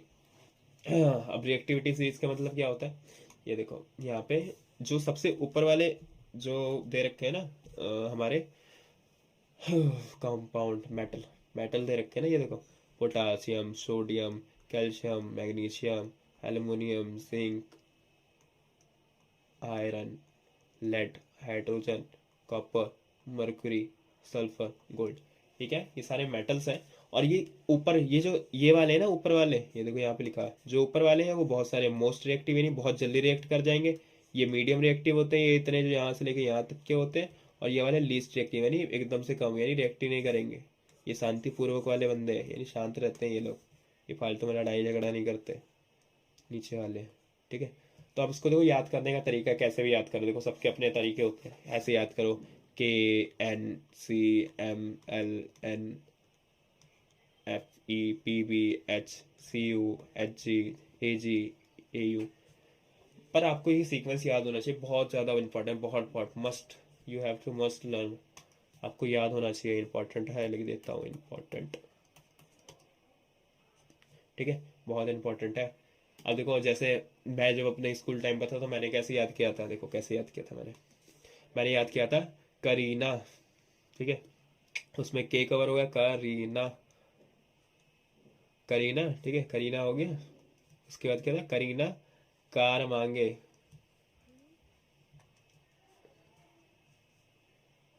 फिर करीना कार मांगे, ऑल्टो, जैन, फरारी, पंजाब, हरियाणा, चंडीगढ़ है, आगे आगे। ठीक है। अब देखो ये मेरी शॉर्ट ट्रिक है, अगर आपको अच्छी लगे तो मेरी शॉर्ट ट्रिक से याद करो, अदरवाइज आप अपनी शॉर्ट ट्रिक बना सकते हो या कैसे भी याद कर सकते हो। मैं दोबारा बता देता हूँ, मैंने क्या बोला, करीना, के और एन ए मैंने उसमें कवर कर दिया। करीना कार मांगे, ऑल्टो, जैन, फरारी, पंजाब, हरियाणा, चंडीगढ़ है, आगे आगे। ठीक है, समझ में आया। अब देखो, अब आपको अपनी जो भी ट्रिक बनानी है वो बना लो। बनाने वाले बहुत ट्रिक बनाते हैं, तो ट्रिक बना लो जैसे भी आपको इजी लगे। मैंने बता दिया आपको, अगर आपको मेरी ट्रिक से याद कर अच्छा लग रहा है तो मेरी ट्रिक से करो, अदरवाइज आप अपनी ट्रिक बना लो। ठीक है। आगे बढ़ते हैं, एक्टिविटी सीरीज हो गई। How do metal and non metal react, है इसमें कुछ, इसमें कुछ नहीं है। आगे बढ़ते हैं, अभी बताता हूँ मैं। ये इंपॉर्टेंट है। ये देखो ये इंपॉर्टेंट है। यहाँ पे क्या कह रहे हैं, जो हमारा एन है, एन ए के पास कितने 11 है। एन ए का जो एन ए यानी सोडियम, सोडियम के पास कितने एटॉमिक नंबर क्या होते हैं, 11 होता है। यानी उसके अंदर कितने इलेक्ट्रॉन है, 11 है। यानी अगर हम उसकी कॉन्फ़िगरेशन देखेंगे तो क्या होगी, 2 8 1। पर अगर ये 1 क्या है, एक्स्ट्रा है इसके पास, एक्स्ट्रा यानी कि स्टेबिलिटी के लिए क्या होना चाहिए, 2 8 8 होना चाहिए ना, पर यहाँ पे तो 1 है। अब अगर ये एक या तो ये एक किसी को दे दे माइनस, यानी किसी को दे दे, या तो ये प्लस ले ले, कितने 7 ले ले। तो ये बताओ 7 लेना इसके लिए इजी है कि एक देना इजी है। भाई मेरे हिसाब से तो एक देना इजी है। तो ये क्या करेगा, ये एक किसी और को दे देगा और क्या अपने आप को 2 8 बना के स्टेबली खुश हो जाएगा। ठीक है। अब ऐसा देखो, यहाँ से इसने क्या करा, इसने यहाँ से क्या दिया, एक दे दिया, यानी बाहर लूज कर दिया। अब यहाँ पे ये एक बाहर इन्वायरमेंट में कहीं घूम रहा है। ठीक है, कहीं पे भी है। अब हमारा आया भाई सी ए आया, सी एल आया। ठीक है, अभी वैसे लूज नहीं करा, मतलब उसके पास एक एक्स्ट्रा, हम ये एक तरीके से हमने ये जान लिया। अब सीएल आया, सीएल कहता है कि भाई मेरे कितने, इसके कितने, ये 17 है, ठीक है, तो इसके पास कितना 287 है। अब इसको एक अगर मिल जाए कहीं से तो ये तो स्टेबल हो जाएगा। तो अब ये क्या कहेगा, सीएल आएगा, कहेगा एन से भाई तू मेरे साथ क्या कर, बॉन्डिंग कर ले और साथ में मिलके कंपाउंड बना लेते हैं। तो इसका जो ये एक एक्स्ट्रा था, मतलब जो एक्स्ट्रा बच रहा था ना एक, वो चला जाएगा इसमें। तो इसको क्या मिल जाएगा, इसको 2 8 मिल जाएगा, और इसको क्या मिल जाएगा 2 8 8 मिल जाएगा। ये भी अपना कुछ, ये भी अपना कुछ, अपना ये स्टेबल हो जाएंगे। तो यही है राम कथा जो लिखी हुई है ना यहाँ पे पूरी।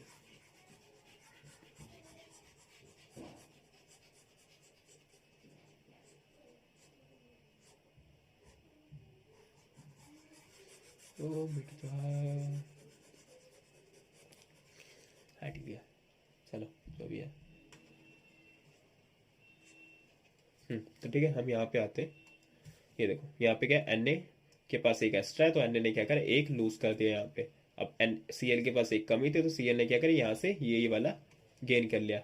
अब क्या हुआ, एन ए ने एक सी एल को दिया है, इसलिए क्या बना, एन ए पॉजिटिव। जो भी डोनेट करता है उसके ऊपर कौन सा साइन आता है, प्लस आता है, नेगेटिव मत लगाना, हमेशा पॉजिटिव आता है। और जो गेन करता है उसके ऊपर क्या साइन आएगा, माइनस, यानी सीएल ने लिया तो माइनस आएगा, एनए ने दिया तो पॉजिटिव आएगा।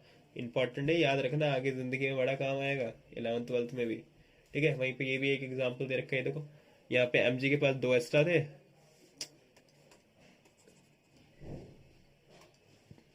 एमजी के पास 2 एक्स्ट्रा थे, एमजी ने क्या करा, 2 निकाल दिए। अब सीएल है, अब सीएल के पास एक की कमी है, इसने एक ले लिया यहाँ से। अब ऐसा एक और सीएल होगा, यानी सेम रिएक्शन एक और सीएल कर रहा होगा, वो बचा हुआ एक जो बचा गया ना एक, उसको क्या करेगा, वो ले लेगा। यानी यहाँ पे अब कितने सीएल हो गए, देखो 2 सीएल हो गए, यानी 2 लिए ना, तो यानी एक सीएल ने एक लिया, एक सीएल ने एक लिया, ये देखो ये रहा 2 सीएल हो गया। ठीक है, प्रॉपर्टीज ऑफ आयनिक कंपाउंड। देखो आयनिक कंपाउंड कौन से होते हैं, आयनिक कंपाउंड वो होते हैं जिनमें प्लस माइनस हो सकता है, यानी प्लस माइनस हो सकता है। जैसे हमारा आयनिक कंपाउंड कैसे है, NaCl बोल सकते हैं, Na और Cl।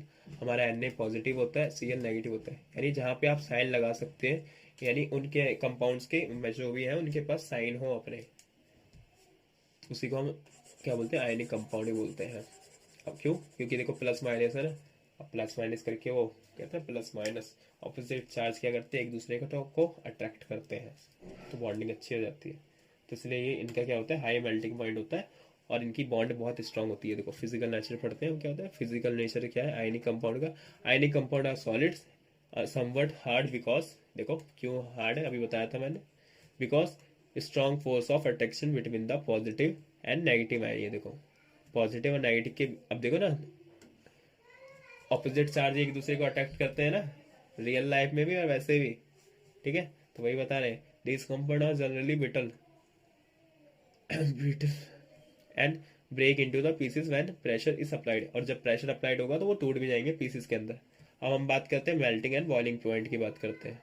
ठीक है, ionic compound have high melting and boiling point, यानी इनका मेल्टिंग और बॉइलिंग पॉइंट बहुत ज्यादा होते हैं। क्यों, बहुत ज्यादा अच्छी वो इनके बीच में बॉन्डिंग हो रखी है, स्ट्रॉन्ग बॉन्डिंग है इसीलिए। This is because the considerable amount of energy is required to break the strong interionic attraction, यानी इनके बीच की फोर्स बॉन्ड को तोड़ने के लिए काफी ज्यादा अमाउंट में क्या चाहिए, एनर्जी चाहिए, जो जिसके पास होगा वही तोड़ सकता है। ठीक है, सॉलिबिलिटी, सॉलिबिलिटी की बात करते हैं। अब देखो ये सब, अब देखते हैं ये कंपाउंड क्या है, सॉलिबिलिटी है इनके अंदर कि नहीं। देखो इसके अंदर जनरली सॉल्युबल होते हैं, किसके अंदर, generally soluble in water, water के अंदर ये सॉल्युबल होते हैं, बट इनसॉल्युबल होते हैं इन सच लाइक, मतलब जो आपके फ्यूल्स होते हैं उनके अंदर सॉल्युबल नहीं होते, कैरोसिन पेट्रोल वगैरह, लेकिन पानी में सॉल्युबल होते हैं ये आयनिक कंपाउंड। क्यों, पानी के अंदर जैसे जाएंगे प्लस माइनस में टूट जाएंगे। ठीक है, conduction, conduction of electricity, conduction of electricity देखते हैं उसके अंदर क्या है। Conduction of electricity through solution involve movement of a charge particle, ionic compound in water contain ions, यानी पानी के अंदर क्या हुआ है, वो टूट गए, और पानी के अंदर जाती ही क्या हुआ है, वो टूट गए, और उनके अंदर क्या साइन जनरेट हो गए। यानी अगर मैंने NaCl,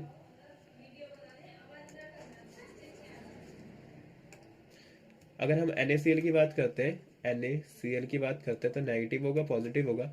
अब अगर ये अलग अलग, जैसे ही मैंने इनको पानी में डाला, ये क्या Na पॉजिटिव अलग हो गया और Cl नेगेटिव अलग हो गया, तो यानी हम अपना ये फ्रीली मूवमेंट कर रहे होंगे उसके अंदर, ठीक है, फ्रीली मूवमेंट चल रही होगी इनकी।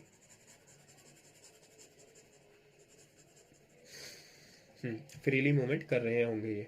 ओके, सो इलेक्ट्रिसिटी पास कर सकते हैं ये सॉल्यूशन के अंदर। आयनिक कंपाउंड अगर सॉलिड फॉर्म में है तो वो कंडक्ट नहीं करेंगे, क्योंकि वो तो सॉलिड है, उस टाइम पे उनके पास कोई भी आयन फ्री नहीं है जो कंडक्ट करेगा इलेक्ट्रिसिटी को। इसलिए अगर वो इस सॉलिड फॉर्म में है आयनिक कंपाउंड तो वो इलेक्ट्रिसिटी को कंडक्ट नहीं करते, बट अगर वो मोलेटिन स्टेट में, मोलेटिन स्टेट यानी लिक्विड वाली स्टेट में, तब वो कर देंगे। दस ion move freely conduction conduct and electricity, ठीक है, ये हो गया हमारा आयनिक कंपाउंड। अब अकरेंस ऑफ मैटर की बात करते हैं, एक्सक्रेशन ऑफ मैटर। अब देखो इसका एक चार्ट है, ये रिएक्टिविटी सीरीज है जो वहां पे पढ़ाई थी, ठीक है, वही है। अब देखो यहाँ पे बात करते हैं हम हमारा और पढ़ो और ये पढ़ो, जो भी जैसे पढ़ना है, प्रोनाउंसिएशन अलग अलग हो सकती है, कंसंट्रेशन ऑफ और, ठीक है। अगर मेटल ऑफ हाई रिएक्टिविटी, और यानी जो मेरे को डायरेक्टली मैं इम्प्योरिटी, मेरे को मैं जमीन से जो मेरे को मिल रहा है डायरेक्टली, उसके अंदर बहुत सारी इम्प्योरिटीज भी हो सकती है, उसमें मेटल है ये नहीं है वो मुझे नहीं पता, मेरे को उसके अंदर से मेटल निकालना है। तो अगर मेरे को मेटल निकालना है, मेटल ऑफ हाई रिएक्टिविटी यानी कैसे, सोडियम हो गया हमारा, पोटाशियम हो गया, ऐसे मेटल मेरे को निकालने हैं उसके अंदर, तो मेरे को क्या करना पड़ेगा, इलेक्ट्रोलाइसिस करना पड़ेगा, इलेक्ट्रोलाइसिस ऑफ मोल्टन स्टेट, और फिर मुझे प्योर मेटल मिल जाएगा। वहीं पे अगर अब इसकी बात करते हैं, मेटल ऑफ लो रिएक्टिविटी यानी हमारा गोल्ड हो गया, सिल्वर हो गया, अगर मेरे को ये निकालने तो मेरे को इनका सल्फाइड और बनाने पड़ेंगे, फिर रोस्टिंग करनी पड़ेगी। रोस्टिंग यानी जैसे वो करते हैं ना, भूजते हैं, भूजना वगैरह हो गया, ठीक है, रोस्टिंग करेंगे, उसके बाद मेटल मिल जाएगा, फिर मेरे को मेटल की रिफाइनिंग करनी पड़ेगी। और जो मीडियम रिएक्टिव होते हैं जैसे मैग्नीशियम हो गया, कॉपर वगैरह हो गया, इसके लिए अगर वो दो चीज कर सकते हैं हम, सल्फाइड और बना सकते हैं या कार्बोनेट और बनाएंगे। कार्बोनेट और बनाएंगे तो कैल्सिनेशन करेंगे, सल्फाइड और बनाएंगे तो रोस्टिंग करेंगे, फिर ऑक्साइड ऑफ मेटल, ठीक है, फिर रिडक्शन ऑफ मेटल, उसके बाद क्या हो जाएगा, उसके बाद मुझे प्यूरिफिकेशन ऑफ मेटल करेंगे, उसके बाद मुझे मेटल मिल जाएगा जो मुझे चाहिए, ठीक है। अब देखो यहाँ पे एक चीज़ लिखी हुई है, गैंग। गैंग की बात करेंगे, गैंग, इसको गैंग पढ़ते हैं, गैंगू, जैसा पढ़ना है वैसे पढ़ो। Ores minded from the earth are usually contaminated यानी इनके अंदर बहुत सारी इम्प्योरिटीज होती है, large amount of impurities such as soil, जैसे इसमें सॉइल भी होगी और बहुत सारी इम्प्योरिटीज होगी, इसी को क्या बोलेंगे हम, गैंग बोलेंगे। जो इम्प्योरिटीज है उसी को हम क्या बोलेंगे, गैंग बोलेंगे, गैंगू, जो भी बोल रहे हैं, ठीक है। ये ना वो नहीं है, आगे चलते हैं। कैल्सिनेशन हो गया, यहाँ पे एक था पॉइंट आ गया,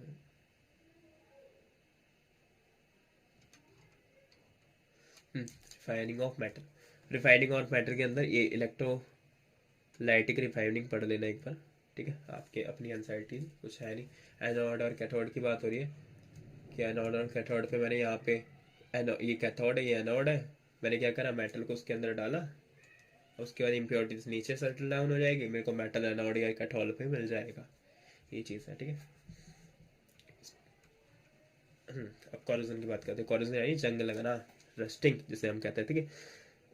silver articles about the black after some time when expose to air, यानी घर में अगर तुम, अगर जो होती है ना हमारी गर्ल्स वगैरह, वो क्या कहती है, पायल वगैरह पहनती हैं, तो उससे क्या होता है, घर में सबने देखा होगा अपनी मदर वगैरह के, जो पायल वगैरह होती है वो आफ्टर समटाइम्स क्या होती है, काली पड़ जाती है। इसका मतलब उसके ऊपर कुछ ऐसी लेयर आ जाती है जिसे हम क्या बोलेंगे, उसी को हम कॉरोजन बोलते हैं। This is because of it react with sulphur in the air, air के अंदर क्या प्रेजेंट है, सल्फर प्रेजेंट है, और क्या कोटिंग कर लेता है, फिर उसके ऊपर एक कोटिंग हो जाती है सिल्वर सल्फाइड की, जिसकी वजह से वो काला हो जाता है, ठीक है। Copper react with moist carbon dioxide, यानी अगर हमारा जैसे इस टाइम पे ठंड के टाइम पे मॉइस्ट मॉइस्चर है हमारे अराउंड, तो यानी मोस्ट कार्बन डाइऑक्साइड के साथ हमारा कॉपर रिएक्ट कर जाता है इन एयर में, और slowly loss the shiny brown surface, यानी अपना सरफेस, शाइनी ब्राउन सरफेस क्या कर देता है, लॉस कर देता है, and gain a green coat, और ग्रीन कोट उसके ऊपर डेवलप कर लेता है, जिसे हम कहेंगे किसका है, कॉपर कार्बोनेट का है, ठीक है।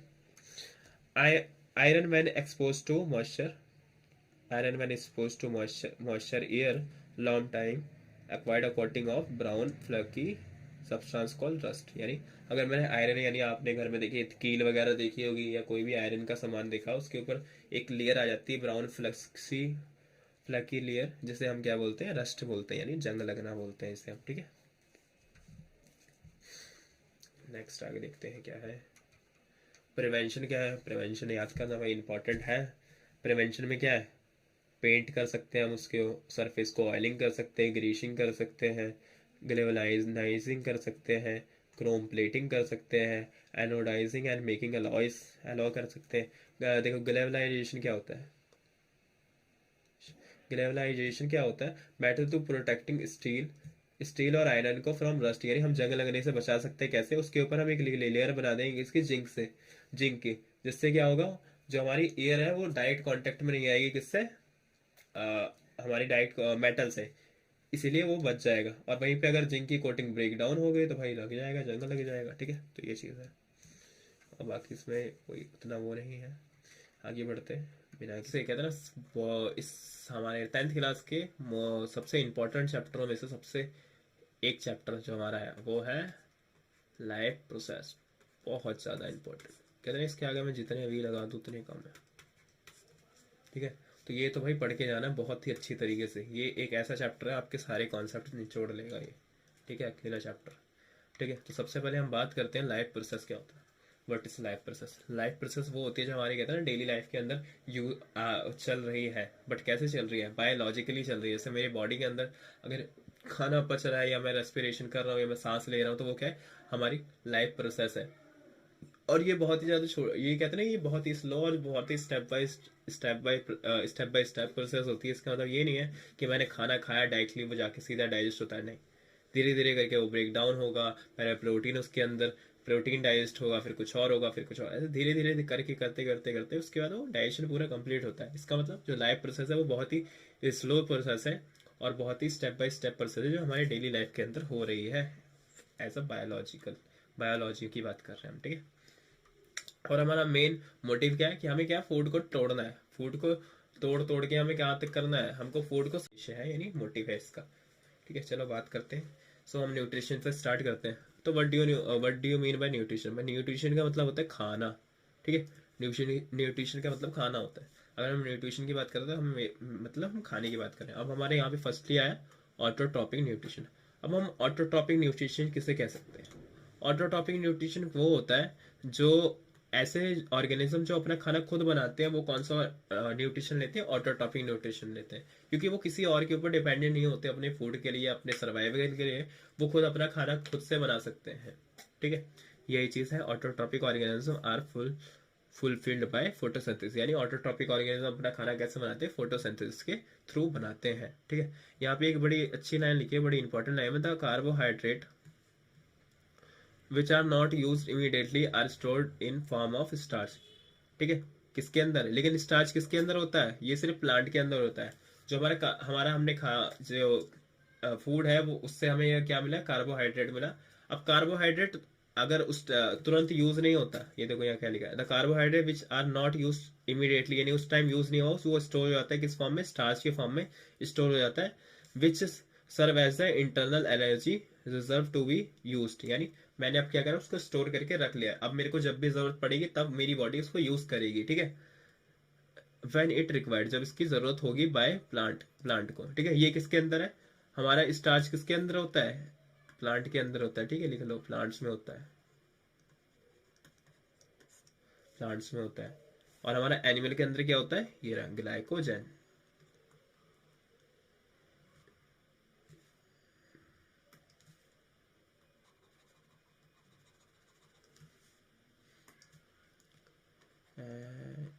एनिमल, एनिमल लिखा मैंने। ठीक है,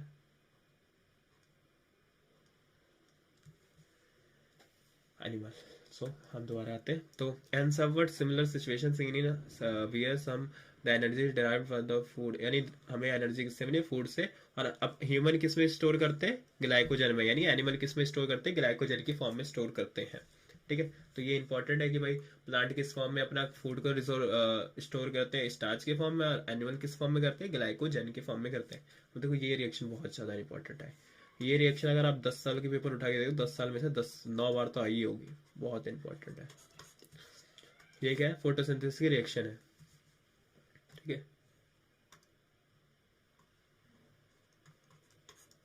फोटोसिंथेसिस की रिएक्शन है। ठीक है, क्या है? 6 मॉलिक्यूल्स ऑफ CO2, क्या हो गया,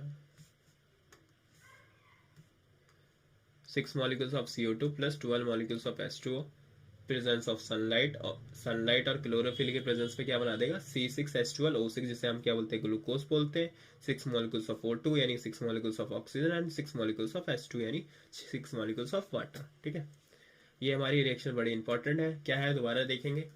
6 मॉलिक्यूल्स ऑफ CO2 यानी CO2 हमें कहाँ से मिला, मतलब वो प्लांट को कहाँ से मिला, एनवायरमेंट से। ठीक है, और पानी कहाँ से मिला, उनकी जड़ों से, यानी क्या मिला 6 molecules of CO2 plus 12 molecules of H2O, presence of किसके, क्लोरोफिल कहाँ पे मिला, हमारे लीफ के अंदर क्लोरोफिल है, और सनलाइट कहाँ से मिला, हमें सन से मिला।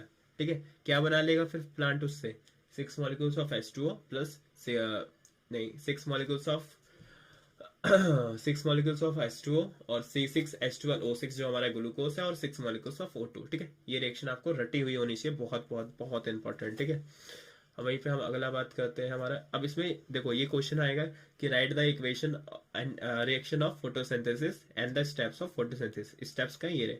सबसे पहले क्या होगा, absorption of light energy by chlorophyll.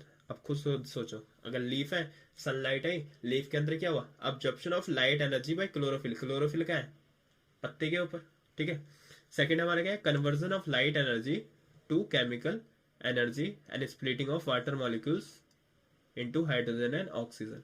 मतलब अब जो लाइट एनर्जी आई वो किस में कन्वर्ट होगी, केमिकल एनर्जी में कन्वर्ट होगी, और स्प्लिटिंग वाटर मॉलिक्यूल्स किस में टूट जाएंगे, वाटर किससे मिलके बना है, हाइड्रोजन प्लस ऑक्सीजन से ही तो वाटर बना है, तो हाइड्रोजन और ऑक्सीजन में टूट जाएंगे हमारे वाटर मॉलिक्यूल्स। और हमारा तीसरा स्टेप है reduction of carbon dioxide to carbohydrate, यानी कार्बन डाइऑक्साइड हमारी कार्बोहाइड्रेट में कन्वर्ट हो जाएगी। ठीक है, ये हो गया। तो ये 3 स्टेप, और ये रिएक्शन बहुत ज्यादा इंपॉर्टेंट है, इसको आपको पक्का याद करनी है। ठीक है, अब हमारा अगला आता है स्टोमाटा। स्टोमाटा क्या होता है, बहुत सारे कहते हैं ना, बहुत सारे लाखों हो सकते हैं, लाखों हजारों, जो क्या बोलते हैं पोर्स होते हैं, कहाँ पे, हमारे लीफ के ऊपर प्रेजेंट होते हैं, जैसे हम क्या बोलते हैं स्टोमाटा बोलते हैं। वो पोर्स मतलब होता है छेद, बहुत सारे लाखों हजारों कहते हैं, कितने भी हो सकते हैं, मुझे नहीं पता। लीफ के ऊपर छेद प्रेजेंट होते हैं, जिससे क्या होता है, वो एक्सचेंजेस ऑफ गैसेस का काम करते हैं, यानी जब उनको गैसेस एक्सचेंज करनी होती है तब वो ओपन हो जाते हैं, और जब नहीं करनी होती तब वो क्लोज हो जाते हैं। तो देखो यहाँ पे बात लिखा हुआ है, which are tiny pores present on the surface of leaf, यानी लीफ के सरफेस पे बहुत छोटे छोटे पोर्स होते हैं। Massive amount of gases exchange take place in the leaf through these pores, यानी लगभग जो गैसेस एक्सचेंज होती है वो कहाँ से होती है, इन्हीं पोर्स के थ्रू होती है, for the purpose of photosynthesis. पर यहाँ पे इंपॉर्टेंट है ये देखना भी क्या क्या, exchange of gases occur across the surface of stem से भी होती है, रूट से भी होती है, और लीफ से भी होती है। ठीक है, अब देखो इसमें 2 तरीके के, ये देखो यहाँ पे ये 2 तरीके के स्टोमाटा दिख रहे होंगे आपको, ये देखो ये ओपन है, ये क्लोज है। तो अब व्हेन इस stomata is open, when stomata is close, question बन सकता है, इंपॉर्टेंट है। अब हमारा स्टोमाटा कब ओपन होता है, हमारा स्टोमाटा तब ओपन होता है जब हम प्लांट को रिक्वायरमेंट है एक्सचेंज ऑफ एनर्जी करने का, या मतलब एक्सचेंज ऑफ गैसेस करने का, यानी अगर उसे कोई गैस बाहर निकालनी है, गैस अंदर लेनी है, तो कैसे लेगा, उसको ओपन करेगा। तो ओपन कैसे होगा, जब भी ऐसा रिक्वायरमेंट होगी तब जो हमारे, ये देखो यहाँ पे हमारे इसके ऊपर गार्ड सेल प्रेजेंट है, स्टोमाटा के ऊपर ये देखो 2 सेल दिख रहे हैं आपको, ये गार्ड सेल होते हैं। तो ये गार्ड सेल पहले कैसे होते हैं, ऐसे होते हैं, ओरिजिनल शेप इनकी ऐसी होती है, यानी बंद होता है, क्लोज होता है, ऐसे बंद होते हैं। पर जब भी हमें जरूरत है किसकी, हमको जरूरत है एक्सचेंजेस ऑफ गैसेस करने की, यानी इनको ओपन होने की, तो ओपन कैसे होंगे, इनके अंदर कुछ फ्लूइड टाइप का मटेरियल आएगा, जिससे ये स्वेल अप कर जाएंगे, यानी सूज जाएंगे, सूजन सी आ जाएंगे इनमें, और ये कैसे हो जाएंगे, ऐसे खुल जाएंगे। अब देखो छेद दिख रहा है, ऐसे छेद ओपन हो गया। अब जब तक इनको एक्सचेंज ऑफ गैसेस करनी है वो करेंगे, उसके बाद दोबारा ये लिक्विड क्या है, वापस हट चला जाएगा, यानी ये दोबारा पतले हो जाएंगे, और उसके बाद दोबारा ये क्लोज आएंगे। जब जरूरत होगी लिक्विड मटेरियल आएगा, ये स्वेल अप हो जाएंगे, जब जरूरत नहीं होगी तब ये बंद हो जाएंगे। अब अगर ज्यादा देर तक स्टोमाटा ओपन रहता है, उसका भी लॉस है। कैसे लॉस है, अगर ज्यादा देर तक स्टोमाटा ओपन रहेगा तो पानी का लॉस करेगा, जिसे हम क्या बोलते हैं, ट्रांसपिरेशन बोलते हैं। आगे आप पढ़ोगे इसी चैप्टर में, ठीक है, जिसे हम क्या बोलते हैं, ट्रांसपिरेशन बोलते हैं।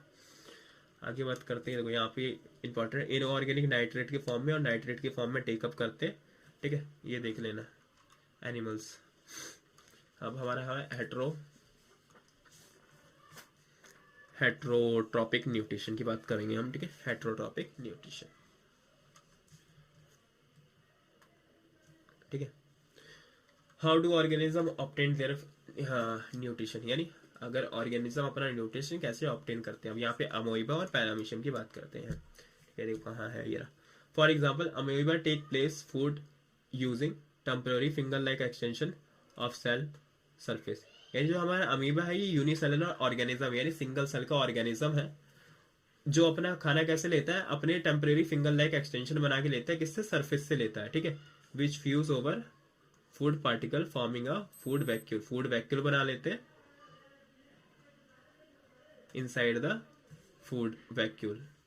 Complex substance are broken down into simpler one and which diffuse into the cytoplasm. The remaining undigested material is moved to the surface of the cell and thrown out। यानी क्या करना, अमोइबा क्या करता है, देखो यहाँ पे अमोइबा के पास क्या है, यहाँ पे फूड ये देखो यहाँ पे ड्रॉ करता हूँ मैं, यहाँ पे देखो फूड पार्टिकल है, अमोइबा इसके पास आया, यहाँ पे फिंगर लाइक एक्सटेंशन क्रिएट करे, धीरे धीरे उसको पूरा कवर कर लिया, उसके बाद उसको खा लिया उसने, पूरा अंदर चला गया, ठीक है। जो ये फिंगर लाइक एक्सटेंशन है इसको क्या बोलते हैं हम, सूडोपोडिया। बहुत इंपॉर्टेंट है कि अमोइबा जो फिंगर लाइक एक्सटेंशन बनाते हैं पार्टिकल को खाने के लिए, उसे क्या बोलते हैं, सूडोपोडिया कहते हैं। वहीं पे हमारा अदर साइड क्या है, पैरामीशियम है। पैरामीशियम भी सिंगल सेलुलर ऑर्गेनिज्म है, बट ये जो हमारा अमोइबा है, अमोइबा से ज्यादा थोड़ा कहते हैं ना हाई कॉम्प्लेक्स है, ठीक है। तो ये which also have unicellular organism, जो यूनिसेलुलर ऑर्गेनिज्म है, इसकी क्या, इसकी डेफिनेट शेप है। Food is taken in a specific spot, यानी एक जगह है इसके पास जहां से वो खाना खाएगा। Food is moved by this spot by the movement of cilia, cilia के साथ वो सीलिया से मूवमेंट करेगा, खाने के पास जाएगा। सीलिया क्या होता है ना, जैसे आपने जो चींटी के पांव होते हैं छोटे छोटे से, वैसे इसके ऊपर ऐसे होते हैं, रोए टाइप के होते हैं, जिससे क्या वो मूवमेंट करने में वर्क करता है। खाना जहां पे पड़ा होगा हमारा पैरामीशियम वहां पे भाग के जाएगा, और अपने जिस जगह से उसको खाना खाना है, जैसे हमारे पास माउथ है, उसके पास भी एक माउथ होगा, उससे वो खा लेगा, और फिर उसके बाद जो वेस्ट मटेरियल होगा उसको रिमूव कर देगा, ठीक है। ये हमारा पैरामीशियम और अमीबा हो गया। अमीबा का ये डायग्राम जो है ये बड़ा इंपॉर्टेंट है भाई, बनाने के लिए तो बना देना, ठीक है। और ये देख लो सूडोपोडिया क्या होता है, ये सब फूड वैक्यूल वगैरह। आगे न्यूट्रिशन इन ह्यूमन बीइंग। अब हम न्यूट्रिशन इन ह्यूमन बीइंग यानी ह्यूमन डाइजेशन की बात करेंगे। बहुत बहुत बहुत ज्यादा इंपॉर्टेंट है। इस कहते हैं इस पेज की हर एक लाइन से क्वेश्चन बन सकता है, इसको बहुत अच्छे से याद करना है, इंपॉर्टेंट है, ठीक है। अब देखो मैं आपको पहले थोड़ा ओरली समझा देता हूँ एक बार, ठीक है, उसके बाद हम बात करते हैं। देखो अब आप खुद, अगर हम ह्यूमन डाइजेशन की बात कर रहे हैं, ह्यूमन कौन है, हम लोग हैं। अब हम खाना कैसे खाते हैं, अब इतना तो हमें पता है। अब कभी पेपर में ये एग्जाम में क्वेश्चन आए तो कैसे देख करोगे, खाना हमने क्या किया, माउथ के अंदर आया, माउथ के अंदर क्या होगा, सलाइवा होगा। सलाइवा कहाँ से रिलीज होता है, सलाइवलरी ग्लैंड से रिलीज होता है। सलाइवा के अंदर क्या होता है, सलाइवलरी अमाइलेज होता है। सलाइवलरी अमाइलेज क्या होता है, एक एंजाइम होता है जो सलाइवा के अंदर प्रेजेंट होता है। वो एंजाइम क्या करता है, वो स्टार्च को ब्रेक डाउन करता है शुगर के अंदर, ठीक है, जो यहाँ हमारा सलाइवा वर्क करेगा। उसके बाद जो हमारा फूड होगा वो फर्दर जाएगा हमारा फूड पाइप के अंदर, जिसका नाम क्या होता है, ऑस्टियोफेगस नाम होता है, ठीक है। ऑस्टियोफेगस में जाएगा। ऑस्टियोफेगस के अंदर एक सिस्टम होता है, रेडिमिकली एक्शन होता है, वो क्या करता है, फूड को पुश करता है टुवर्ड स्टमक, ठीक है। यानी अगर खाना यहाँ पे है तो वो ऐसे करके पुश करता रहेगा, ये नीचे जाने देगा, खाने को नीचे की तरफ ले जाने का वर्क करता है। कौन, हमारा ऑस्टियोफेगस। ऑस्टियोफेगस से होते हुए हमारा फूड जाएगा स्टमक के अंदर। स्टमक के अंदर क्या होगा, स्टमक के अंदर इनर वॉल ऑफ स्टमक के अंदर एक ग्लैंड प्रेजेंट होता है जिसका नाम होता है gastric gland. Gastric gland release करेगा एचसीएल प्लस पेप्सिन को, लेकिन जो हमारा पेप्सिन होता है वो इनएक्टिवेटेड फॉर्म में होता है, क्योंकि पेप्सिन को एक्टिवेट होने के लिए एसिडिक एनवायरनमेंट की जरूरत होती है। इसलिए जो हमारा एचसीएल होता है, हाइड्रोक्लोरिक एसिड, वो क्या करता है, फूड को एसिडिक बना देता है। पर अगर फूड को एसिडिक बनाएगा तो हमारे पेट की जो मसल्स है वो तो डैमेज हो सकती है एसिड की वजह से। सो इसलिए जो म्यूकस होता है वो पेट के अराउंड एक वॉल क्रिएट कर लेता है, जिससे वो डैमेज होने से पेट को, हमारे स्टमक को बचाएगा, और हमारा पेप्सिन एक्टिवेट हो जाएगा। पेप्सिन एक्टिवेट होने के बाद क्या करेगा, डाइजेशन ऑफ प्रोटीन करेगा, ठीक है, प्रोटीन को डाइजेस्ट करेगा।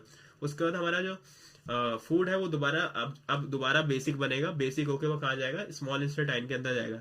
स्मॉल इंटेस्टाइन के अंदर एक लेयर होती है, जो इनर लेयर होती है, जिसे हम क्या बोलते हैं, विलाई कहते हैं। उसके फिंगर लाइक एक्सटेंशन होते हैं, ऐसे एक्सटेंशन होते हैं बहुत सारे ऐसे। वो क्या करता है, सरफेस एरिया इंक्रीज करता है फॉर डाइजेशन ऑफ फूड के लिए। वो बहुत ही ज्यादा हाई रिच होता है, किसमें, ब्लड वेसल्स में, ताकि हर एक सेल के पास फूड को पहुंच जाए। वहां पे 95% ऑफ द फूड का डाइजेशन हो जाता है और 5% ही बचता है। जो 5% फूड बचता है वो कहाँ जाता है, हमारा लार्ज इंटेस्टाइन के अंदर जाता है। अगर वो 5% ऑफ द फूड अगर सही है, अगर वो डाइजेस्ट हो सकता है तो लार्ज इंटेस्टाइन उसे डाइजेस्ट करेगी, अदरवाइज वो उसे एनएस के थ्रू रिमूव कर देंगी। तो हमारा लार्ज इंस्टेंटाइन के अंदर क्या होता है, 95% ऑफ रीअब्जॉर्प्शन ऑफ वाटर और आयंस होता है कहाँ पे, लार्ज इंस्टेंटाइन के अंदर होता है। और जो वेस्ट मटेरियल होता है वो कहाँ चला जाता है, एनएस के थ्रू रिमूव हो जाता है, जिस प्रोसेस को हम बोलते हैं एक्सक्रेशन कहते हैं। यही है हमारा क्या, ह्यूमन डाइजेशन है, हो गया लगभग यही चीज है।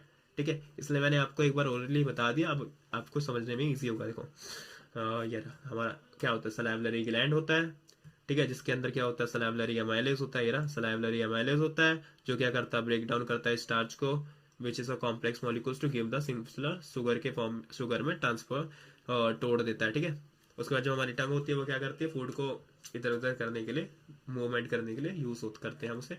ठीक है, उसके बाद यहाँ पे ऑस्टोफेगस की बात कर रहे हैं, ये रहा यहाँ पे देखो क्या है, rhythmically order to push the food forward, यानी जो हमारी ऑस्टोफेगस होती है वो फूड को नीचे पुश करती है रिदमिकली, वही मैंने आपको बताया था।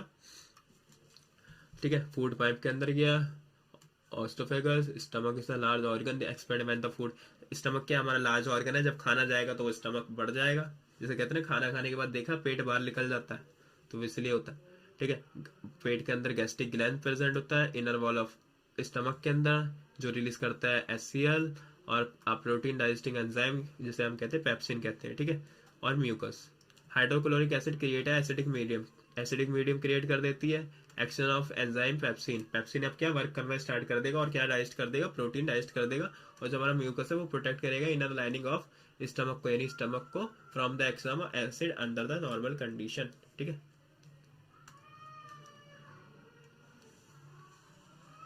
ठीक है, आगे बढ़ते हैं, ये हमारा हो गया।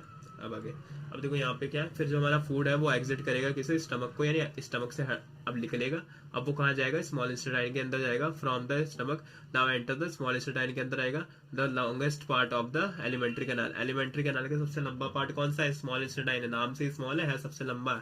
ठीक है, fitting into the compact space, बहुत कम स्पेस में आ जाता है वो। ठीक है, अब ये कह रहे हैं कि कुछ ऐसे जानवर होते हैं जिनकी small intestine differ in various animal depending on the size, जो भी और जो भी हमारे एनिमल हैं जो नॉनवेज, मतलब जो कहते हैं ना जो जानवरों को खाते हैं, उनकी शॉर्ट स्मॉल इंटेस्टाइन होती है, जैसे टाइगर्स, वो खाना, टाइगर को अभी देखा तुमने घास खाते हुए नहीं, तो इसलिए उसकी शॉर्ट होती है। और वहीं पे जो हार्बीवोर होते हैं, जो क्या बोलते हैं ईटिंग ग्रास, जो घास फूस खाते हैं, उनकी बड़ी होती है। ठीक है, ये है, क्योंकि सेलुलोज वगैरह को उनको डाइजेस्ट करना होता है, सेलुलोज कहाँ होता है, प्लांट के अंदर होता है। ठीक है, small intestine is a site of a complete digestion, complete digestion हमारे कहाँ हो जाता है, स्मॉल इंटेस्टाइन के अंदर हो जाता है, किसका, कार्बोहाइड्रेट का, प्रोटीन का एंड फैट का। It receive the secretion of a liver and pancreas for this purpose, अब यहाँ लीवर और पेनक्रियास से भी कुछ ज्यूस आते हैं जो क्या करते हैं, डाइजेशन करने में हेल्प करते हैं। ठीक है, अब हम बाइल सॉल्ट, ये देखो bile salt break down into small globular, increasing the efficiency of enzyme action, enzyme को एक्शन करने में इंक्रीज कराता है। ठीक है, ये सब चीजें हैं।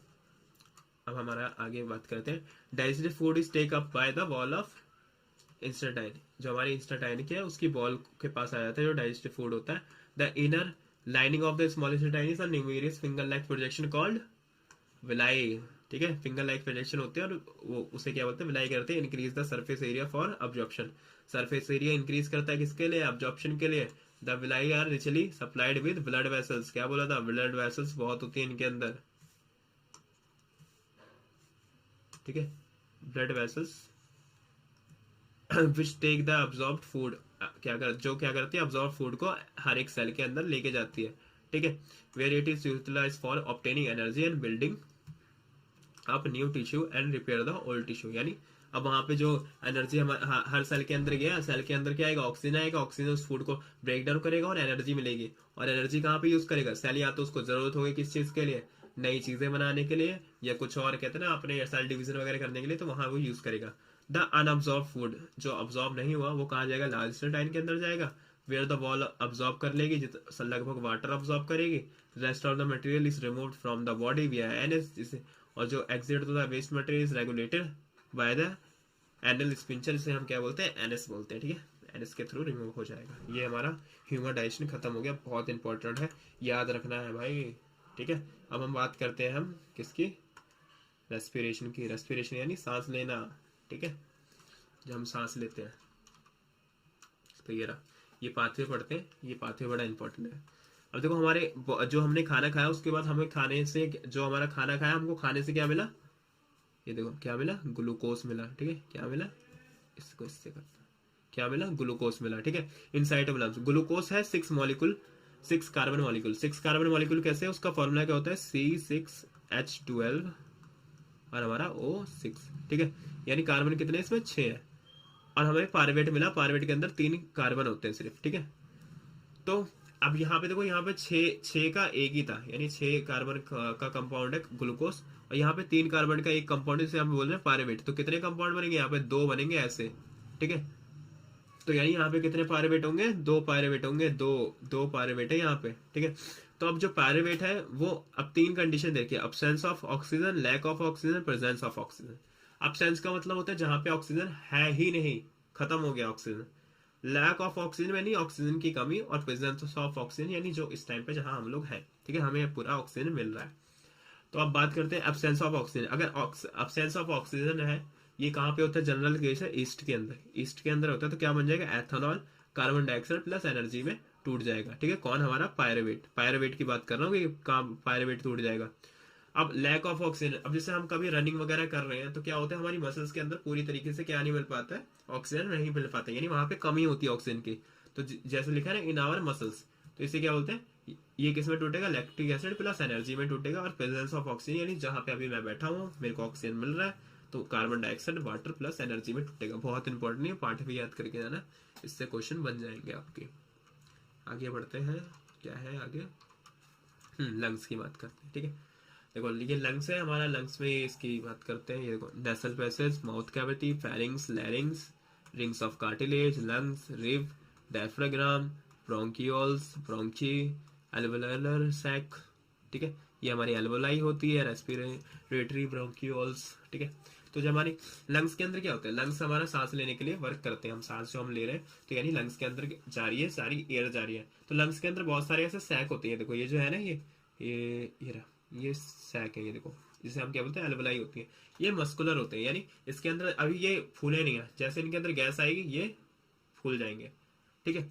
अब गैस आई, जैसे हमने अब सांस अंदर ली, अब मेरे फूल गए ना ये, यानी मेरे एल्वोलाई के अंदर क्या होगी, गैस जाके स्टोर होगी। अब वहां पे क्या होगा, बाहर इन्वायरमेंट से क्या जाएगा, ऑक्सीजन जाएगा एल्वोलाई के वॉल पे, और बॉडी से क्या आ रहा है, कार्बन डाइऑक्साइड आ रहा है।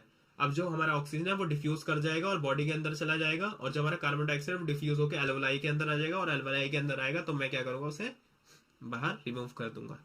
ये है हमारा वर्क लंग्स का, ठीक है। यहाँ पे लिखा है, ये देखो, अब balloon like structure, a balloon like structure which called alveoli, जिसे हम कहते हैं, alveoli provide a surface where exchanges of gases can take place. The wall of alveoli contain a extensive network of blood vessels, as we have seen in earlier years. When we breathe we lift our lungs, ऐसे कहते हैं ना, सांस लेते हैं ये सब, ठीक है।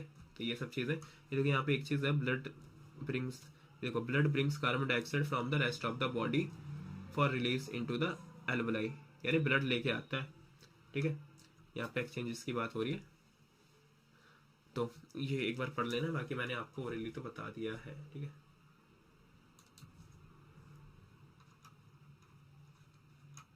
भाई देखो, पूरा इतना टाइम है नहीं, तो जितना लगेगा ना मिनिमम टाइम को हमें कवर करना है, ठीक है।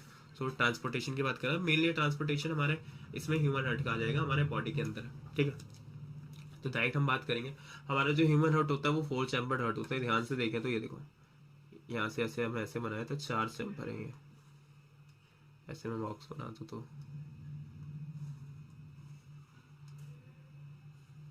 कितने चैम्बर है, 1 2 3 4, 4 चैम्बर हार्ट है ना हमारा। ये देखो, इसे हमारे हार्ट को 4 चैम्बर हार्ट कहते हैं। The muscular organ which is big as our fist, यानी ये ऐसे अगर हम ऐसे बना लेते हैं तो इससे बड़ा होता है, ठीक है। वो because of the both of the oxygen and carbon dioxide have to transported by the blood, यानी ब्लड के थ्रू ही हमारा ऑक्सीजन और कार्बन डाइऑक्साइड दोनों क्या होते हैं, ट्रांसपोर्ट करते हैं। तो हमारा जो हार्ट होता है वो क्या करता है, पंपिंग का काम करता है, ठीक है। हार्ट प्यार करने का काम नहीं करता, पंपिंग का करता है, ठीक है। तुम लोग मिथ में मत रहो, तुम साइंस वाले बच्चे हो, आर्ट्स वाले बच्चों की तरह बात नहीं करनी, ठीक है। ये वो लोग बातें करते हैं जिन लोगों को नहीं पता होता, हमें पता है ना कि हार्ट क्या काम करता है, क्या काम करता है, हार्ट पंपिंग करता है, किसका, ब्लड का, और कोई काम नहीं है हार्ट का, ठीक है। होगा तो हमें नहीं पता। ठीक है, तो ये है जो ऑक्सीजन रिच ब्लड है from the lungs comes to the thin walled upper chamber of the heart on the left. अब देखो इस चैम्बर्स के नाम बताता हूँ मैं तुम्हें। देखो ये चैम्बर है left atrium, left ventricle, right atrium, right ventricle. अब आप कहोगे राइट, ये तो हमारे लेफ्ट वाला तो हमारे राइट में, तो भाई ये तो कहते हैं ना आपके सामने कोई बंदा खड़ा है ऐसे इमेजिन करो, उसके हिसाब से ये बता रहे हैं। ठीक है, तो अगर आपके आपके हाथ के हिसाब से ये राइट है तो इसका मतलब ये लेफ्ट मानो, उल्टा मानो। ठीक है, ये लेफ्ट वेंट्रिकल, ये लेफ्ट एट्रियम और लेफ्ट वेंट्रिकल। ऊपर वाला क्या होता है, एट्रियम होता है, नीचे वाला क्या होता है, वेंट्रिकल होता है। ठीक है, तो ये कह रहा है जो, हाँ, जो हमारा ऑक्सीजन रिच ब्लड है यानी जिसके अंदर ऑक्सीजन प्रेजेंट है वो कहाँ से आएगा, यहाँ से आएगा। देखो दिखाता हूँ, देखो यहाँ से आया ऑक्सीजन के साथ वाला ब्लड, यहाँ से। अब यहाँ से होते होते कहाँ जाएगा, यहाँ जाएगा। फिर यहाँ से कहाँ जा रहा होगा वो, यहाँ से जा रहा होगा सेल्स के अंदर, हमारी बॉडी के सेल्स के अंदर जा रहा होगा। और सेल्स से फिर क्या, अब सेल्स में गया और सेल्स में उसने क्या दे दिया, ऑक्सीजन दे दिया। यानी ऑक्सीजन हमारे सेल्स के अंदर चला गया और सेल्स से क्या मिल गया उसे, सेल से उसे क्या मिला, सेल से उसे मिला CO2। अब वो CO2 लेके कहाँ जाएगा, अब वो CO2 लेके आया भाई यहाँ पे। ठीक है, किसमें, ये वाले चैम्बर में, यानी हमारे लेफ्ट एट्रियम में आया। लेफ्ट एट्रियम से वो कहाँ गया, लेफ्ट वेंट्रिकल में गया। अब वो लेफ्ट वेंट्रिकल से लेके जाएगा दोबारा हमारे लंग्स के अंदर, लंग्स के अंदर। अब लंग्स से हमारा दोबारा कहाँ आएगा, यहाँ पे राइट एट्रियम में। ठीक है, तो ये पाथवे ऐसे ही कुछ है। अब हम थ्योरी पढ़ लेते हैं, ये बड़ा गंदा सा लग रहा है, और आगे नीचे कर लो ताकि दिखे ना। ठीक है, तो जब हमारा क्या है, लेफ्ट एट्रियम की बात करें, कहाँ से आया, लेफ्ट एट्रियम से आया। ये रहा लेफ्ट एट्रियम, कहाँ गया, ये रहा लेफ्ट एट्रियम से आया। Left atrium relaxes when it collecting the blood. Left atrium क्या करेगा, रिलैक्स करेगा जब ब्लड को कलेक्ट करेगा। इट कॉन्ट्रैक्ट, जब ये कॉन्ट्रैक्ट करेगा। While the next chamber left ventricle, जो हमारा नेक्स्ट चैम्बर है वो लेफ्ट वेंट्रिकल है, relax, so blood is transformed to it when the muscular left ventricle contract. In its turn, the blood is pumped out to the body. Deoxygenated blood comes from the body to upper chamber on the right, the right atrium. It relaxes as the right atrium corresponding lower chamber, right ventricle. This transfer blood from the right ventricle, which is turned to pump it to the lungs of the oxygenation. ठीक है, ये सब इसमें कुछ valves भी हैं। अब अभी आपको पढ़नी है 12th 11th क्लास के अंदर आपको वॉल्व्स भी पढ़ाई जाएंगे। ठीक है, ये लंग्स की है, लंग्स में ये देख लो बस, ज़्यादा कुछ देखना नहीं।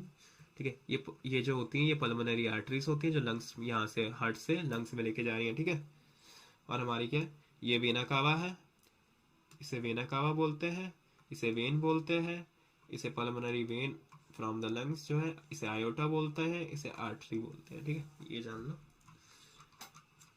ये बीपी वगैरह नापने वाला हमें नहीं जानना, ये लिम्फ वगैरह पढ़ लेना, ये इजी है। ट्रांसपोर्टेशन इन प्लांट, प्लांट के अंदर बताते हैं। आप देखो प्लांट के अंदर देखो दो टिश्यू होते हैं, जाइलम एंड फ्लोएम। तो जाइलम जो होता है हमारा, जाइलम क्या करता है, ट्रांसपोर्टेशन ऑफ वाटर का काम करता है। हमारे प्लांट के अंदर जो ट्रांसपोर्ट कर रहा है वाटर का वो कौन कर रहा है, जाइलम कर रहा है। ठीक है, तो जाइलम क्या करता है, जाइलम क्या करता है, पानी को, जाइलम का जो डायरेक्शन होता है वो यूनि डायरेक्शनल होता है। जाइलम का डायरेक्शन क्या होता है, यूनि डायरेक्शनल होता है, यानी वो सीधा पानी को जड़ से लेके ऊपर तक, लीफ तक लेके जाएगा, वो लीफ से वापस नहीं ला सकता। ठीक है, क्योंकि पानी को नीचे से ऊपर जाना है ना भाई, ऊपर से थोड़ी ना पानी मिलेगा हमारे प्लांट को। तो इसलिए जो हमारा जाइलम होता है वो सिंगल डायरेक्शनल होता है, और ये जो हमारा जाइलम है वो क्या करता है, वाटर को ट्रांसपोर्ट कराता है। वहीं पे जो हमारा फ्लोएम है वो फ्लोएम क्या करता है, ये देखो यहाँ पे एक और चीज लिखी है, transpiration, the loss of water, कहा गया, the loss of water in form of vapor from the aerial part of the plant is known as transpiration. ठीक है, तो जो हमारा लॉस ऑफ वाटर हो रहा है फ्रॉम द वेपर, यानी वेपर, पानी क्या है, वेपर की तरह बन के एरियल पार्ट यानी ऊपर वाले पार्ट से लॉस हो रहा है, उसे हम क्या बोलेंगे, ट्रांसपिरेशन बोलते हैं। ठीक है, जो मैं बता रहा था ना, स्टोमाटा ज्यादा देर तक खुला रहेगा तो क्या होगा। अब देखो ट्रांसपोर्ट ऑफ फूड कौन करता है, देखो transport of food and other substance कौन करता है, ये करता है भाई हमारा, कहाँ गया, कहाँ लिखा है, फ्लोएम।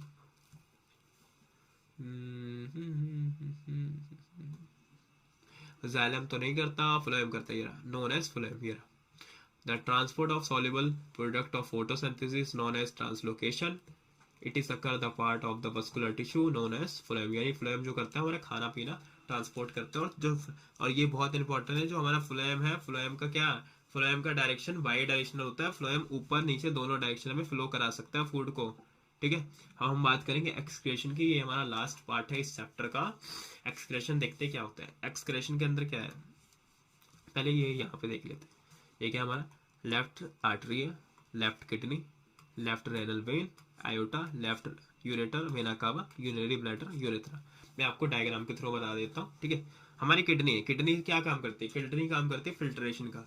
फिल्ट्रेशन किडनी के अंदर क्या होती है, बहुत सारे नेफ्रॉन्स होते हैं। नेफ्रॉन्स क्या है, nephrons is the filtration unit, यानी फिल्ट्रेशन यूनिट है। एक किडनी के अंदर कहते हैं 1 मिलियन से ज्यादा नेफ्रॉन होते हैं जो क्या काम करते हैं, पानी को फिल्टर करने का काम करते हैं। यानी हमारी बॉडी में जो पानी है उसको फिल्टर करने का काम कौन कर रहा है, हमारा लंग्स कर रहे हैं, हमारा किडनी कर रहा है। किडनी यहाँ से फिल्टर करेगा, फिल्टर करने के बाद जो 95% ऑफ द वाटर जो वो फिल्टर करता है वो वापस हमारी बॉडी में भेज देता है यूज करने के लिए।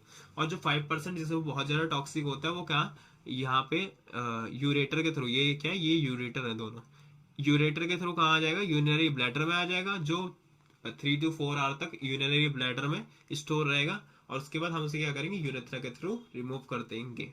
यही हमारी प्रोसेस है एक्सक्रेशन। ठीक है, पहले ये यहाँ पे देख लेते हैं। ये क्या हमारा लेफ्ट आर्टरी है, left kidney, left renal vein, iota, left ureter, vena cava, urinary bladder, urethra. मैं आपको डायग्राम के थ्रू बता देता हूँ। ठीक है, हमारी किडनी है, किडनी क्या काम करती है, किडनी काम करती है फिल्ट्रेशन का। फिल्ट्रेशन किडनी के अंदर क्या होती है, बहुत सारे नेफ्रॉन्स होते हैं। नेफ्रॉन्स क्या है, nephrons is the filtration unit, यानी फिल्ट्रेशन यूनिट है। एक किडनी के अंदर कहते हैं 1 मिलियन से ज्यादा नेफ्रॉन होते हैं जो क्या काम करते हैं, पानी को फिल्टर करने का काम करते हैं। यानी हमारी बॉडी में जो पानी है उसको फिल्टर करने का काम कौन कर रहा है, हमारा लंग्स कर रहे हैं, हमारा किडनी कर रहा है। किडनी यहाँ से फिल्टर करेगा, फिल्टर करने के बाद जो 95% ऑफ द वाटर जो वो फिल्टर करता है वो वापस हमारी बॉडी में भेज देता है यूज करने के लिए। और जो 5% जिसे वो बहुत ज्यादा टॉक्सिक होता है वो क्या, यहाँ पे यूरेटर के थ्रू, ये क्या है, ये यूरेटर है दोनों, यूरेटर के थ्रू कहाँ आ जाएगा, यूरिनरी ब्लैडर में आ जाएगा, जो 3 to 4 आवर तक यूरिनरी ब्लैडर में स्टोर रहेगा। और उसके बाद हम उसे क्या करेंगे, यूरेथ्रा के थ्रू रिमूव कर देंगे। यही हमारी प्रोसेस है एक्सक्रेशन। ठीक है, ये देखो यहाँ पे इसकी थोड़ी चीजें पढ़ लेते हैं हम। Excretory system, the excretory system in the human being include a pair of a kidney, a pair of ureter, urinary bladder and a urethra. Kidney are located in the abdomen. कहाँ पे होती है, हमारी abdomen आ गई यहाँ पे। ठीक है, नीचे की तरफ, east side of the backbone. Urine is produced during kidney bypasses through the ureter into the urinary bladder store until it is released through the ureter. यानी मैंने जो बोला यहाँ पे जो हमारा टॉक्सिक मटेरियल है, यानी जो पानी खराब है हमारे लिए, यानी हमारे लिए टॉक्सिक है, जहरीला है, उसे हम क्या बोलते हैं, यूरिन बोलते हैं। यूरिन यूरेटर के थ्रू कहाँ आ जाएगा, यूरिनरी ब्लैडर में आ जाएगा, जिसे हम बाद में यूरेथ्रा के थ्रू क्या कर देंगे, रिमूव कर देंगे। यही तो बताया था मैंने, ये देखो यही लिखा है, यानी मैं सही बता रहा हूँ भाई सही बता रहा हूँ, तभी तो बैठा हूँ। ठीक है, आगे नीचे पढ़ते हैं, अब क्या लिखा हुआ है। चलो किडनी के वो पढ़ते हैं। ये हमारा क्या नेफ्रॉन है, बहुत इंपॉर्टेंट है, इसका डायग्राम आ सकता है। इस चैप्टर में से डायग्राम आने की प्रोबेबिलिटी बहुत ज़्यादा होती है। इसका ये स्ट्रक्चर फिगर देख लेना भाई, इंपॉर्टेंट है। ठीक है, ये क्या होता है हमारा बोमेंस कैप्सूल होता है। ठीक है, ग्लोमेरुलस होता है, कैपिलरीज है, ब्रांच ऑफ रेनल वेन है, कलेक्टिंग डक्ट है। ठीक है, तो ये ऐसे बनाते हैं, ये पिन के तरह स्ट्रक्चर होता है, इसे कहते हैं। मेरे को तो कभी पता नहीं चला, लेकिन हाँ इसमें लिखा हुआ तुम्हारी बुक के अंदर कि ये पिन की तरह होता है। ठीक है, it is a cluster of a thin walled blood capillaries. Each capillary cluster is the kidney is associated with the cup shape of coiled tube called Bowman's capsule. Bowman's capsule की बात कर रहे हैं। ठीक है, और collecting the filtrate, और यहाँ पे क्या है, the bladder is a muscular, so it is under the nerves control and we have discussed some her result. यानी जो हमारा पानी आता है, वो जो हमारा पानी आया वो कहाँ आया, पहले बोमेंस कैप्सूल में आया, वोमेंस कैप्सूल में आया, फिर उसके बाद यहाँ से ऐसे होते होते यहाँ गया, ऐसे होते होते यहाँ आ जाएगा, फिर ऐसे करते वापस आते आते कलेक्टिंग डक्ट में चला जाएगा, और ये क्या हो, हमारा फिल्ट्रेशन डन हो जाएगा। तो जो हमारा फिल्ट्रेशन करता है वो कौन करता है, ये नेफ्रॉन करता है। यही क्या है, हमारा फिल्ट्रेशन यूनिट है। एक किडनी के अंदर कितनी होती है, 1 मिलियन से ज्यादा होती है। ठीक है, आर्टिफिशियल किडनी के बारे में नहीं पढ़ना। और इसमें क्या क्या है, ये देखो नेफ्रॉन, जिसे नेफ्रॉन कहते हैं, जो क्लोज टुगेदर एक साथ बहुत सारे प्लेस्ड होते हैं, और इसमें क्या क्या फिल्टर होता है, ग्लूकोज फिल्टर होता है, अमीनो एसिड फिल्टर होता है, किडनी के अंदर salt, major amount of water filter हो जाएगा, selectively reabsorbed as the urine flow along the tube, यानी कुछ ऐसा मटेरियल जो दोबारा यूज कर सकती है बॉडी, उसे क्या करेगी, दोबारा रीअब्सॉर्ब कर लेगी। ठीक है, इसका मतलब ये नहीं हम सारा पानी जो पी रहे सारा वेस्ट होता है, नहीं, थोड़ा बहुत जो टॉक्सिक होगा वही वेस्ट होगा हमारे लिए। ठीक है, dependent on the much of the excess of water there is forming,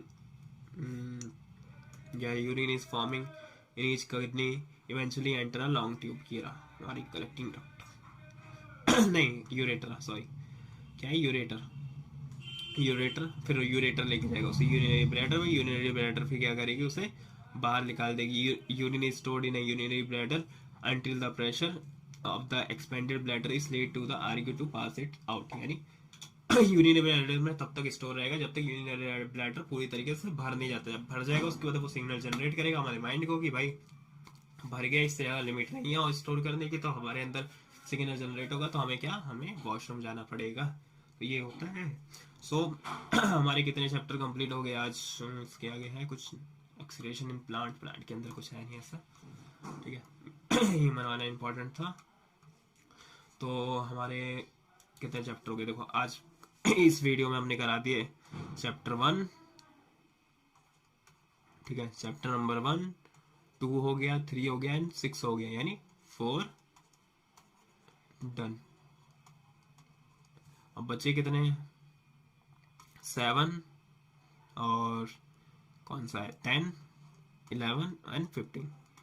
इसमें से ये 2 चैप्टर थोड़े ज़्यादा इंपॉर्टेंट है, ये थोड़े मीडियम इंपॉर्टेंट है। 4 चैप्टर बचे, ये एक और पार्ट में करा देंगे।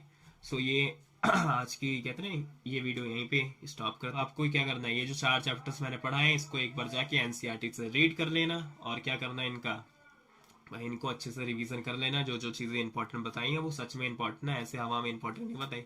तो जो चीज़ें इंपॉर्टेंट बताई उसे लर्न करना और पढ़ाई करते रहो और खुश रहो।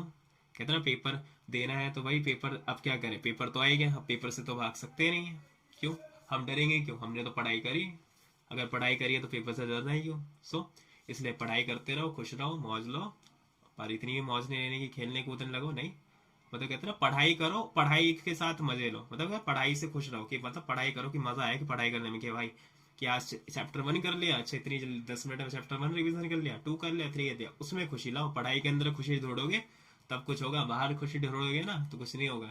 ठीक है, तो इसलिए अगर वीडियो को अच्छी लगी हो या थोड़ी भी हेल्पफुल हो तो please subscribe the channel and like करो, कमेंट करके बताओ, कुछ जो कमियां हैं वो थोड़े दिनों में हम ठीक करेंगे। ठीक है, इंप्रूवमेंट कहते हैं ना सबके अंदर हो सकती है, कोई भी परफेक्ट नहीं है, ना मैं परफेक्ट हूँ, ना तुम लोग परफेक्ट हो, ना कोई और परफेक्ट है। जो भी इंसान ये कहता है कि वो परफेक्ट है दुनिया के अंदर, तो इसका मतलब वो सबसे बड़ा झूठ बोल रहा है, उससे बड़ा झूठा इंसान कोई है नहीं। तो इसीलिए जो भी चीजें हम धीरे धीरे करते रहेंगे। सो लेकिन ये है कि आपको कंटिन्यूटी लानी पड़ेगी, आप आओ क्लासेस लो, बाकी हम लोग तो हैं ही कराने के लिए। सो ऑल द बेस्ट आपके पेपर के लिए। बाकी नेक्स्ट वीडियो में मिलते हैं, ये पार्ट 1 है, उस पर मैं पार्ट 2 डाल दूंगा, इसमें 4 चैप्टर उसमें 4 चैप्टर, बस ये पढ़ लो, बस ये पढ़ लो, आपके एग्जाम में कहता है ना 70 to 80% यहीं से आएगा। ठीक है, एनसीईआरटी से पेपर बनता है और कहीं से पेपर नहीं बनता। सो चलो मिलते हैं, बाकी थैंक यू वीडियो वॉच करने के लिए, और मिलते हैं, तब तक के लिए बाय बाय।